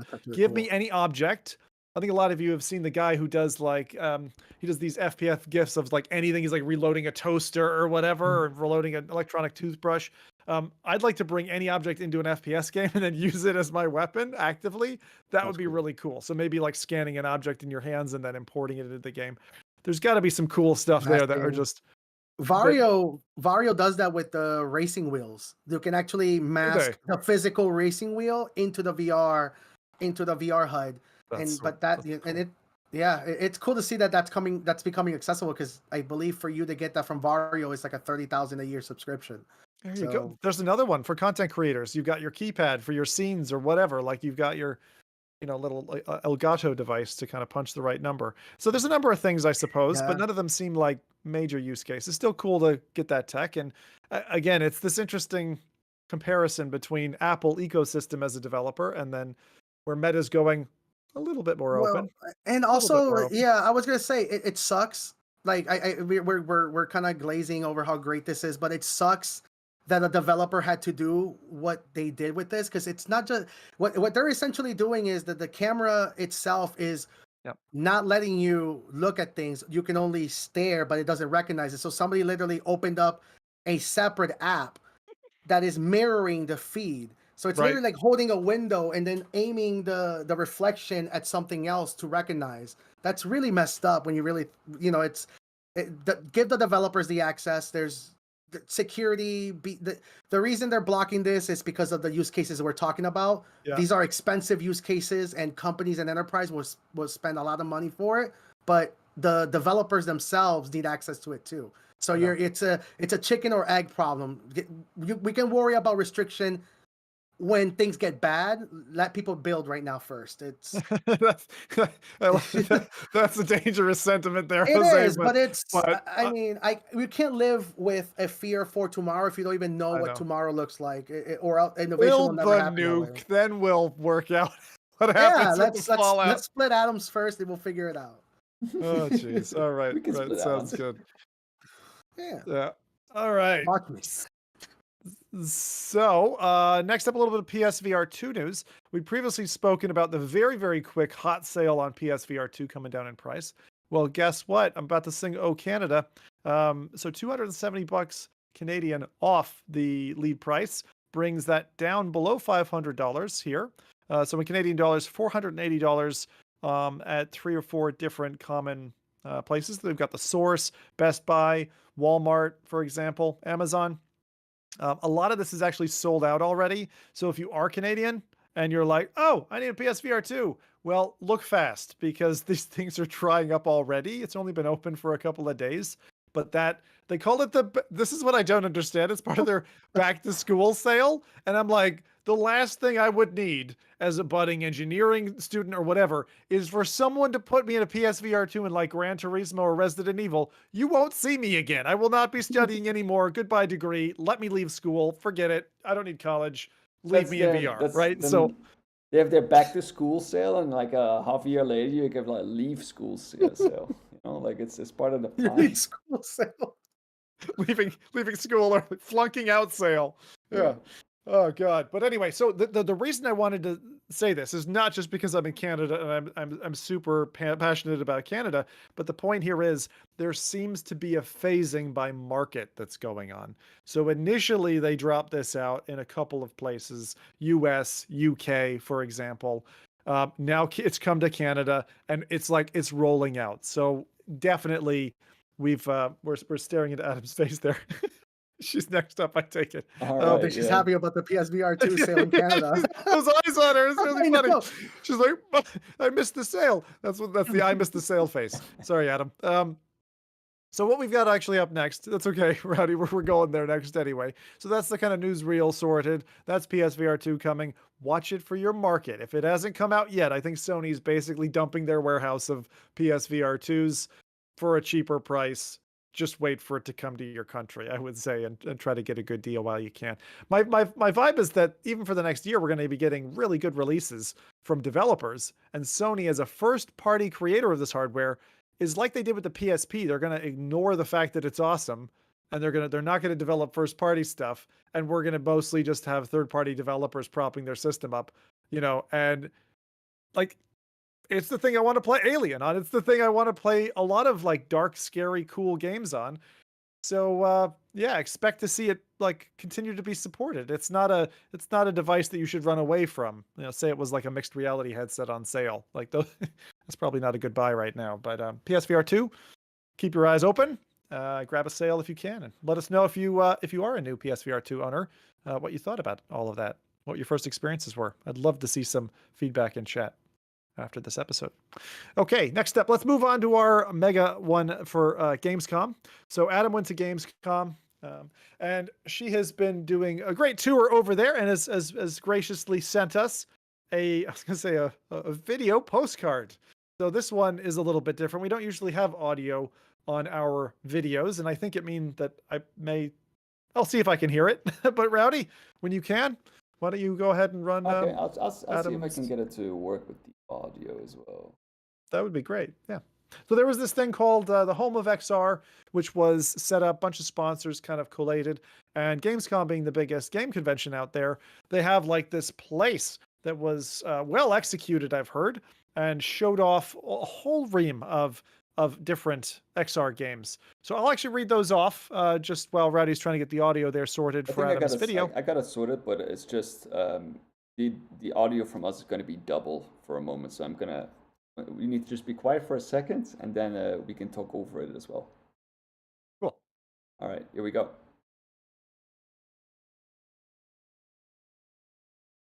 All right, we're going to do a quick tour of Home of XR at Gamescom. Are you ready? Watch this, watch this. Boom! Zoom out. Yeah, look at how pretty that is. It's so pretty. All right, we got a lot of booths to see. Let's go. These cool people who have organized freaking almost everything and XR Game Showcase. I don't know, you guys need sleep or drugs or more of both. I don't know. There is an actual bar for coffee, tea, sodas, water. You don't have to pay for it as long as you're trade visitor or exhibitor, which is awesome. Or trade visitor or exhibitor. That didn't make any sense. It's a nice little lobby. You might see some familiar faces in said lobby. Yes, we've got Combat Waffle Studios. They're showcasing Grim and Silent North, which I'll talk about later. I'm only going to briefly show Vertigo because I signed an NDA to not show anything. So, there, you saw it. But they've got Arizona Sunshine Remake and Metro. I'm NDA contractually obligated to unfortunately not show any footage of that. We got in this corner, everything's nice and in its own place. Oh, there's more familiar faces. This is going to be for FReality, since I'm not going to be there.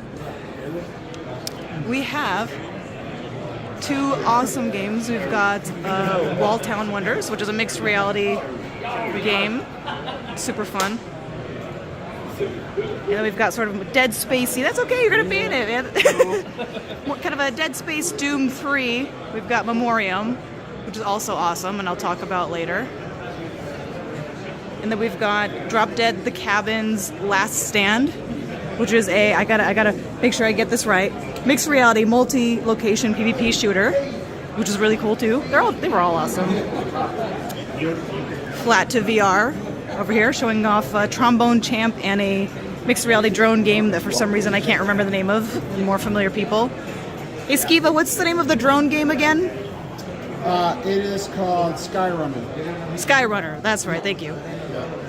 I promised FReality I would take a little snippet of a tour since I'm not going to be on the podcast on Saturday, so thank you for that. And then we've got Bootstrap Island, a bunch of other games by Maze Theory and Game Kitchen, and also I tried a little salsa tutorial, which was really fun. Oh, sorry, go ahead. And then we have Ember Souls. Sort of like, and Mr. Mateo was also trying this. This is a like Prince of Persia VR kind of a game with powers and parkour. We're all just kind of in the same area. It's a very familiar space. And then we've got Escaping Wonderland. Oh, you're good. You're good. Don't worry about it. Which was, I will say, nice to be able to sit down and play compared to everything else. And then we've got Band Space as well by Fast Travel. And more Fast Travel on the other side. They were not showing Mannequin here, I don't think, but I got to try Action Hero, which is on that side. And yeah, it's a nice little space that's got sort of everybody in it. Fantastic. I hope this is a long enough thing. I'm really tired. I'm really tired. But I miss you guys. Bye. That was great. That was fantastic. Thank you, was Adam, for awesome. doing the video. The thing is, it's so nice to see the floor like that. Oh, I'm listening to myself. Sorry. Yeah, It's one of those like I things. said, You know, I you have go to- I have insane. to switch that for a moment, but it should be good now. I was concerned for a second. I was like, oh my, it sounds like it sounds in my head. It wasn't you, Rowdy. It was my side. So don't Oh, worry. you have the But audio no, that on was there. really. Yeah, that was really cool to see just a cross section of the home of XR. I just wanted to call out some game names as well, just for things that you would have seen on the walls there, but also maybe just highlight a few of them. So Action Hero by Fast Travel was that one last time, which I think it was saying wasn't for me. It's where you got raptors and stuff coming at you. A little bit like Super Hot, kind of similar DNA to that. So that's Action Hero. All on Board was on show from the Game Kitchen. There was the Arizona Sunshine Remake, which is something that we mentioned last time. There was the VR Games Showcase, which went really well. And you can see that how well that paired with the home of XR. So we were spot on there. We didn't know that, but we were spot on there. Arizona Sunshine Remake looks really good. If you didn't get a chance to play the original, they're redoing it. New visuals, looks really gory. So if you're into zombie games, definitely check that out. Band Space there looked pretty neat. Actually, I would have probably tried that in that kind of area because it's the kind of game that I don't usually play at home. But if I'm at a convention, I would have loved. That's another Fast Travel Games game. You had Bootstrap Island, Ember Souls, as just mentioned by Adam there. Escaping Wonderland is that kind of diorama-esque one we mentioned last time. They had Ghost of Tabor, Grim, and Silent North from Combat Waffle. I'm really keen to get people's feedback on how that went, so I'll have to pick Adam's brain when she's back stateside. Infinite Inside, Last Stand. I was curious what Soul Assembly were up to and how that's different from before. They're like confusing the hell out of me now. I just don't know with their iterations of their game concept if it's for me, if I should start and play it now, because it was kind of in development for a while, so I'm confused on that one. Memoriam's a horror game. That's from Patient 8 Games. We talked about that last time. Adam actually said that her favorite thing was Metro Awakening. Now that was from Vertigo, and so I think she mentioned she was under NDA for that, so hasn't said anything other than I think it gets her Game of Show award. So that's great, because Jose, last podcast you were saying how much you like Metro and how maybe this one would be too scary for you. Yeah, But, yeah. Unfortunately, I'll probably sure? watch Adam play. Yeah, Yeah. it's. I'm a coward, man. When it comes to VR, I am a wimp. All I right. think Well, the first maybe ones were scary, but like the later ones, not really, right? Like the first No, yeah, one was they- like they- proper, yeah. like in the metro, they had the like cramped feeling the entire time. Yeah. But like when they opened it up, I think a lot of that scariness kind of. I don't know. I don't think I've played a comfortable Metro game yet. They've all got like evil bad things that try to kill you, Yeah. so it's pretty. It's not the friendliest of titles, but that's cool. I'm glad to hear that Adam's smitten with that, because Metro in VR sounds like a really cool gift for all of us. The new Salsa Academy was there as well. For those who don't know, I do have a thing with salsa dancers in VR. We'll leave that for now. Silent North, I was keen to hear feedback on. Trombone Champ, actually. So Adam said that she was, so this was pretty much remade entirely to work in VR. So VR compatibility, I suppose, or almost like a built from the ground up style for Trombone Champ, for those who thought that Trombone Champ Unflattened looked ace. Maybe it sounds like that Flat to VR's for one of their first titles is gonna do well and not be kind of a half-assed job, which is good to hear. So I mentioned Action Hero, I mentioned Trombone Champ. The last two on the list were Vendetta Forever from Endreams. That's the kind of really stylized one, and then Walltown Wonders. I need to show everyone Walltown Wonders, because out of this lineup, this is the one. And Adam said this came out of left field for her. That I look at this and I go, holy shit, I didn't know I need this, and now I want to play it immediately. So Walltown Wonders is a mixed reality town building game where you complete quests for the townsfolk, and as you do that, you can make more buildings, have more mines, and that type of thing. This reminds me of Gnomes and Goblins, which we had back in the Vive days, which was super, super cute. So your walls actually become these punch-out holes. And then you have these villagers that are inside, tiny little villagers. And you have this interactivity between you and the people who live in the wall. I mean, this is it. This excites me like a lot. This is like Lemmings in VR. Right? But isn't that such a cool use case for mixed reality? Like, do you remember when we did HoloLens and there were like, you had spiders busting through your walls and climbing on your walls, and like that seemed like a cool future? I don't know. This just seems like something I could lose myself in for a couple of hours for sure. And I love the ingenuity of it. Yeah. Because it's using negative space. It's using the space behind your wall. It's not really there. That's very cool. Yeah, that's very cool. That's so rad. Yeah. So I really hope that they do well. That's from a dev studio called Cyborn. I don't think I know Cyborn. Maybe they've got some VR pedigree, but I did not recognize that name. So. Very anyway, original. just to close that up. That, yeah. That one, yeah. So and that's one of those things. So just in terms of the home of XR and that whole kind of bucket, right? I just wanted to echo Adam's remarks on this, and I'm just going to read her comments out verbatim, okay? Because I think she had a really like heartfelt message. I don't know if she meant it this way, but was sending me this this update. So she said, "The home of XR has been absolutely the best VR setup I have ever seen. Bunch of game devs and demos in an easy to access area. It also had a small lounge, making it fantastic to meet devs, other content creators, almost guaranteed to run into somebody. And it really did feel like home to come back to compared to the craziness that was in the public area. Because the home of XR, and I didn't know this, was in a business area, so only those with trade passes or media could get in. So it was kind of a for creators and media area. She said they plan on making it even bigger for next year, and some of the devs I talked to that didn't show anything this year would really like to come back and show something next year.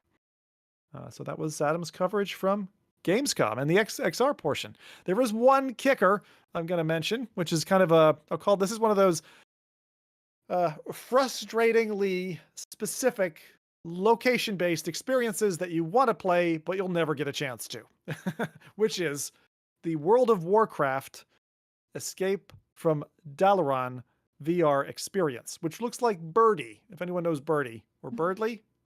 Birdie? I don't remember which one it is. Birdly, right. Yeah, it has an L in it. So Birdly, right? We need to get Bradley on Birdly, and then we're going to have a fun little video. Anyway, so this is a World of Warcraft experience where you have like a motorcycle grip onto a contraption that's got a fan in your face, and it's a motion rig. So it's moving around.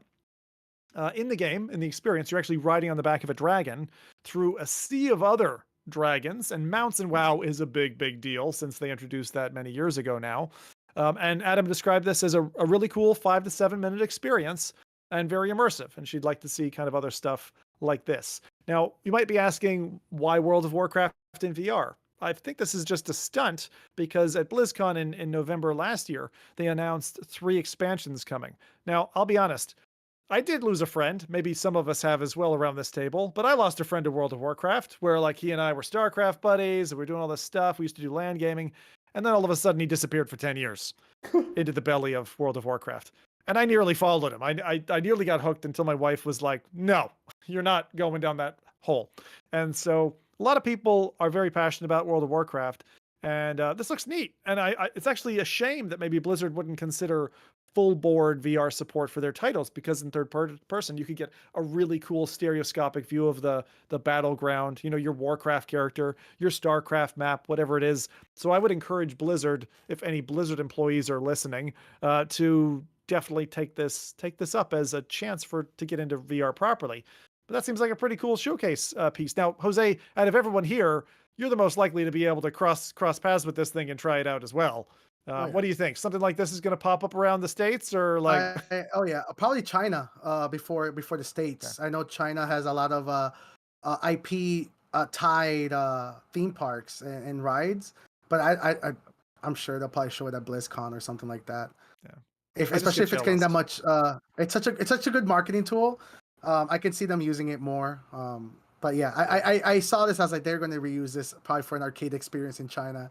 That's the first thing that went to my head. Yeah, and it's so they've got 3 expansions coming to World of Warcraft. I didn't even know the game was still alive. I thought they'd like remade it and then that was it. You know, they were done, but I guess it's still going. So that's The War Within, which is coming up shortly, Midnight, and The Last Titan. For any WoW players out there, I'd be curious if anyone in chat is a WoW player. So that is that, and I think that's probably everything from Gamescom. I did hear, so we showed and we spoke about Batman. Behemoth was apparently on show for some creators or media, but not general, and Adam didn't have a chance to demo that. So there was a little bit more. As usual in these things, there's usually like tiers, right? It's like general floor, media and creators, and then the back rooms. And so some demos still going on about that stuff. Rowdy, Gamescom opinions. I'm ready. Like, I watched the highlights.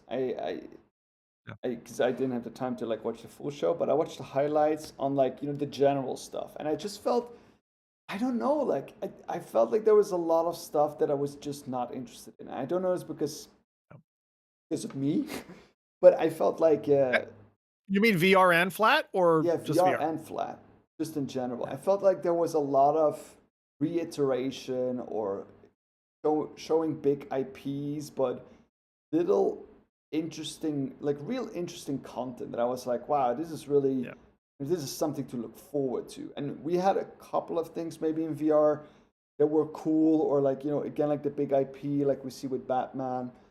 But like, again, like I don't like, because with the Batman trailer as well, there were a lot of things that I felt like I really hope they wouldn't have done it this way. Is it going to be a cool game? Yeah, I think so. I think it's probably going to be a big hitter in VR.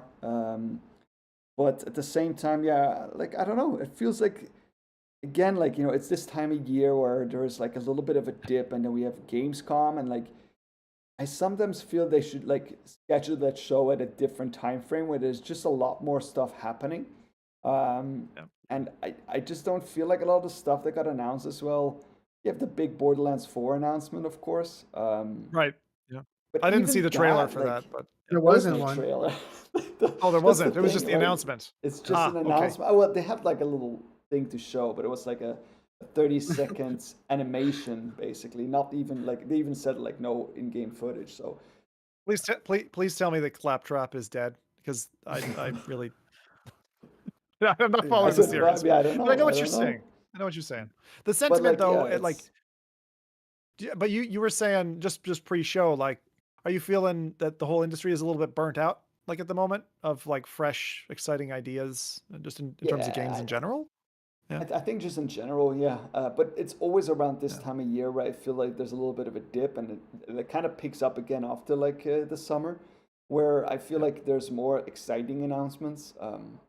Yeah, like I don't know, there wasn't really anything that I think at least was like okay, and then the worst thing was like I mean I used to be a big fan of like games like Fable and like these kind of like black and white. You had these kind of things from Peter Molyneux studio, and he kind of Oh like yeah, screwed up a lot of things with like Godas and like and dude. now Yeah, Peter Dude, Molyneux. no, seriously, we got to talk Peter for a second, because Oh boy. I used to follow him like Sid Meier and Will Wheaton. Will Wheaton? No. Who's Will Wright? Will Wright, the guy behind the Sims and all the Sim City stuff. Like I used to Peter Molyneux, follow him right through the black and white 2 stuff, and then he did that like cube thing. Do you guys remember Yeah. that, where there was like this Yeah. chip away cube thing, and he promised this kid, and then Yeah. they didn't pay out, and it was like ever since then I'm like, that dude can fuck off. We're like, Yeah. I don't want to see his shit anymore. I don't. He was gonna I'm become sick the of him. god of the world for the next game, I think it was, and money. And it was such a Yeah. cool concept, and they just Yeah, blew Peter. the whole thing. They blew the whole thing. Yeah. Anyway, so Rowdy, what was your point there about Peter Like, Molyneux? I went think, into a rage. indeed, like, the entire thing about Peter Molyneux is that he, like, he got this bad reputation now, and he announced this new Yeah. game there, right? Masters of Albion, which Yes. is like the new game he's been working on. He mentioned in the beginning, like, he's going from mobile, he's going back to his real passion, his PC and console, and the trailer looked absolute trash. It was so bad. It was like a mobile game that got ported over to PC and console, and then Peter Molyneux put his voice on there, and it looked so bad. Like not even like even if this came out on iPad and it was free, I would not download it. That's how bad it looked like. And I'm like, just like, what are man. these guys thinking? Like, it feels like there's this like a lot of Peter Molyneux currently are, leading these kind of dev studios where they're thinking these like old ideas still work, and it just doesn't, in my opinion. It's a lot of reiteration of older concepts that have proven to work before, and I'm just kind of bored of them, like in general. Safe I don't know. bets. Yeah. Safe bets. Oh, well, Everybody's the making safe bets. That's exactly my feedback for Gamescom. It's everything felt like really safe bets. The VR, the Home of VR, the announcements sound pretty good, but even those titles announced, I would call them safe bets. When I think of as excited as I am for a VR Batman game, the Arkham Asylum games are so good that I think about those games a lot. It's like, why don't just add a VR camera for these games? Why or do something different? And I feel like everything is too safe. But like, even if you There's look nothing at exciting. Yeah. even if you look at the chat right now, so Adam, for example, said Civ 7. Yeah, it's Civ 7. Like, what is going to be so much different again from like Civ 6? right. Like Yeah. why? Pandemic, the pandemic update. That's it. Yeah, but like, I mean, like, it's like, yeah, are you that excited for Civ 7, which is going to be a lot like Civ 6, and it's probably going to be a little bit more polished? And then you have Goat Simulator remastered. I mean, You want to play Jesus a Goat Christ, yeah. Simulator game? Well, Like, you just play the pause. old ones. That They're gonna trailer, be but the insane, trailer like- for Goat Simulator. Have you guys seen the trailer? Oh yeah, for the Goat trailers are Simulator? always good. The games are always amazing. Yeah, that as well, I trailer was think. probably their best trailer so far for Yeah. that game. I'm trying to think of what game that, like, because it's true. I don't think there's anything like original IP. The only original or not original that I'm excited about that's like a sequel is, ironically, it's the Dragon Ball Z Sparkling Burst, the fighting Oh, game. I Because I'm didn't- a sucker for Dragon Ball Z fighting games, and they're doing a new one for next gen consoles. But they've Just been Before people get super excited, we're talking flat games for a minute. flat games. Just Yeah, let yeah, us yeah. let us be on this island for a little bit, and Yes, then we'll go back to VR. That's true. But Yeah, it's go nothing on. there either. Yeah. So what was it called? Mr. Sparkle Dragon Ball Z edition? Sparkling Mr. Zero. Sparkle. Listen, Mr. Sparkle. everybody has their vices. I like to be Goku and fight around, all right?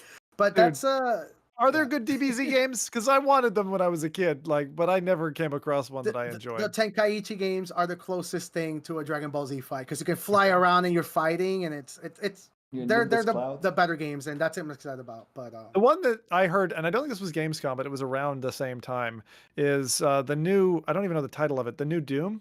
Yeah. Where they're going like open world esque with it. Like I forget what it was called, like Doom Ancient or something like that. Ancient Gods. It sounded nifty, but I don't know. And then there's a new title with Mick Gordon supporting as the artist because of their big fight. He's gone off to another game, and I want anything with a decent soundtrack. I think we were saying that last podcast. Like, give me good music, give me good beats, good vibes. And we don't tend to get that in VR. Like, we get good game mechanics quite a bit, but like good soundtrack, not that often. Not that Even in often. the I mean, game Tetris. mechanics, they're very iterative. Like I remember when They was are. it the not The Last of Us, the Division 2. Remember that trailer when they showcased that, like where they showed these like cool mechanics of like when you're like walking past like the car door that like closes the car door and stuff like that. These like cool like things that were new. Like maybe it's also because we're getting closer to that like level of like, you know, we've already done everything and it's kind of hard to implement new things. But yeah, I just miss that. I just miss seeing those kind of things because that's what I watch these kind of events for, like to see not even the announcements often, but like the you know, the new cool stuff that is happening. Like I know Nvidia is probably planning on doing some cool stuff with AI and bringing that into games, but that is stuff I'm far more excited about than any of the releases. Like how can we revolutionize the entire gaming industry by making things like more modular and less scripted? You know, these kind of stuff like that. That's what I'm hoping to see. It's just I think it's all about the companies that are going to recycle their assets. When I think of what you're talking about, the only franchise, and it's ironic, and it's a flat game, unfortunately, or even actually VR. A good example for VR is Arizona Sunshine, right? I'm sure that the assets that Arizona Sunshine Remaster are using are the ones that were probably recreated for the new game that just released, right? So I think there's a lot of ways that developers can recycle new assets and reuse them for polishing their games. On a flat game that I'm obsessing a lot over is the Final Fantasy VII remakes on the PS5. Where nice. they built an engine with the first, they remade the first disc. They built an engine. They kind of got the mechanics and the gameplay down, but they kind of cut corners when it comes to like the open world aspect of the game. And on the second game, they built upon that. And the second disc, I think I'm not even done with the sequel yet. I think I have like almost like 80 hours in the game, and I'm still like on chapter 10, and it's like 15 chapters because they added all of the breadth from the original games into this. But that was almost impossible to even think about in an era when these assets didn't exist, development time didn't exist. And I think that's what's happening. I think it's just the reality also of the medium where gaming development at the highest budget level, in the innovation side of gaming, you almost are going to the industry's kind of modernizing to like a movie studio kind of mentality where it's 5-year gap cycles or 5-year developments, and then you kind of see like a sharp downturn. The current generation of consoles or gaming started 5 years ago, right? So this is now the sharp downturn until you start seeing PS5 Pro or whatever next generation consoles. But we're hitting that. We're in that mark right now, where companies are now going to talk about the successor to the Steam Deck, the successor to the Switch, the successor to the PS5. We're hitting that unfortunate timing.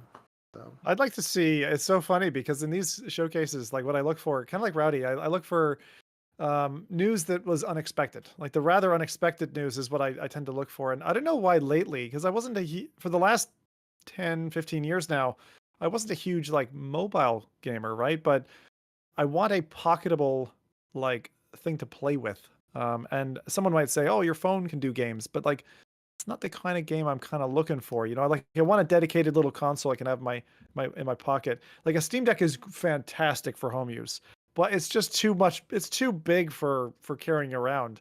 Like if I'm in line at somewhere, I want to be able to pull something out like the equivalent form factor like a Game Boy. So I don't know. I know there's like emulators and stuff you can do with old school stuff. That's probably the best option.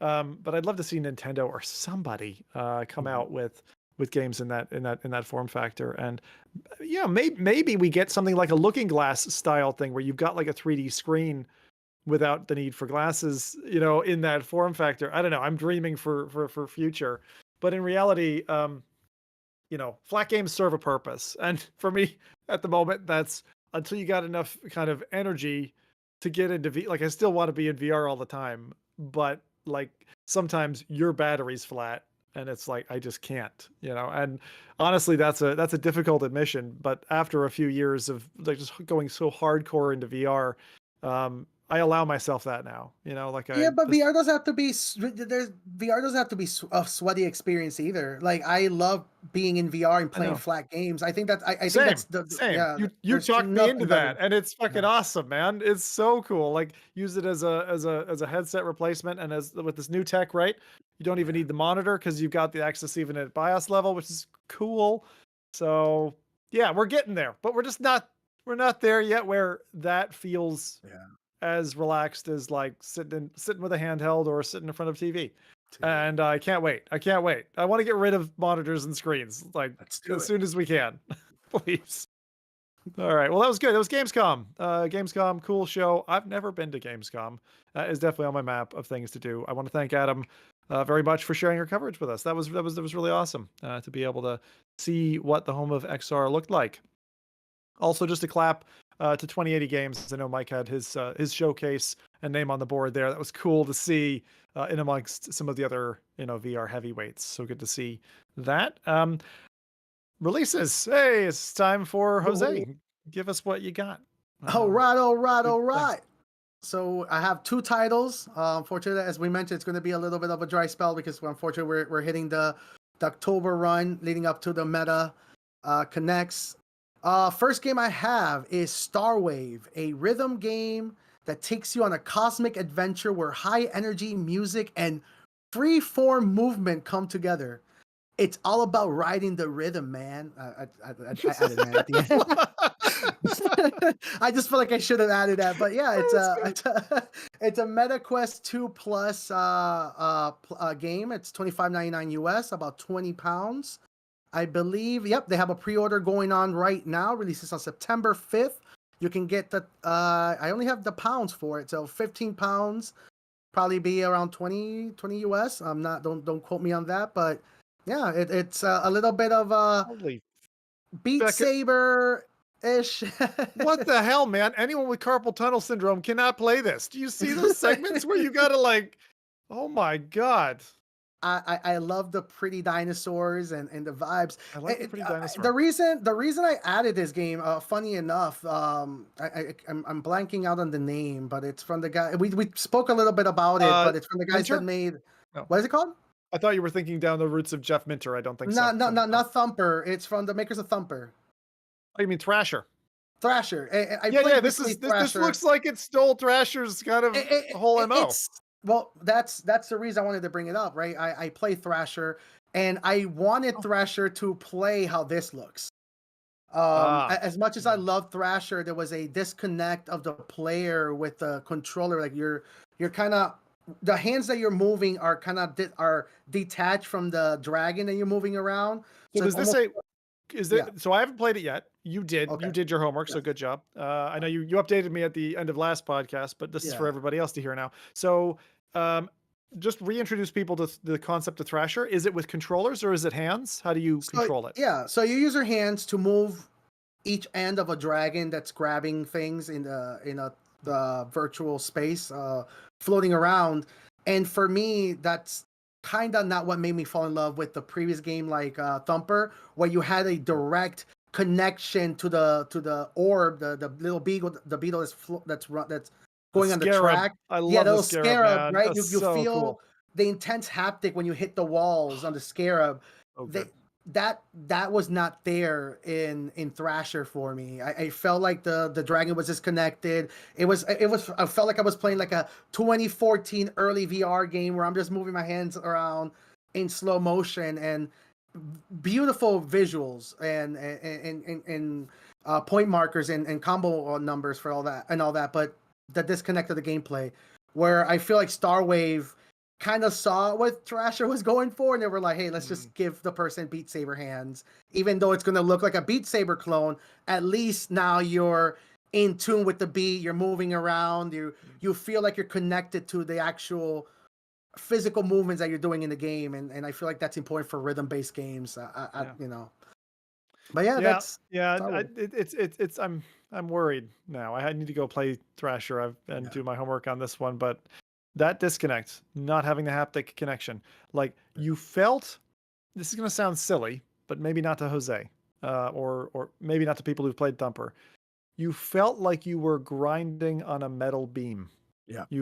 You felt like, I mean, the closest analogy I can give is like you're grinding in a Tony Hawk game. No, not even better than that. You're grinding in real life. Like maybe even, just you had this sense of placement.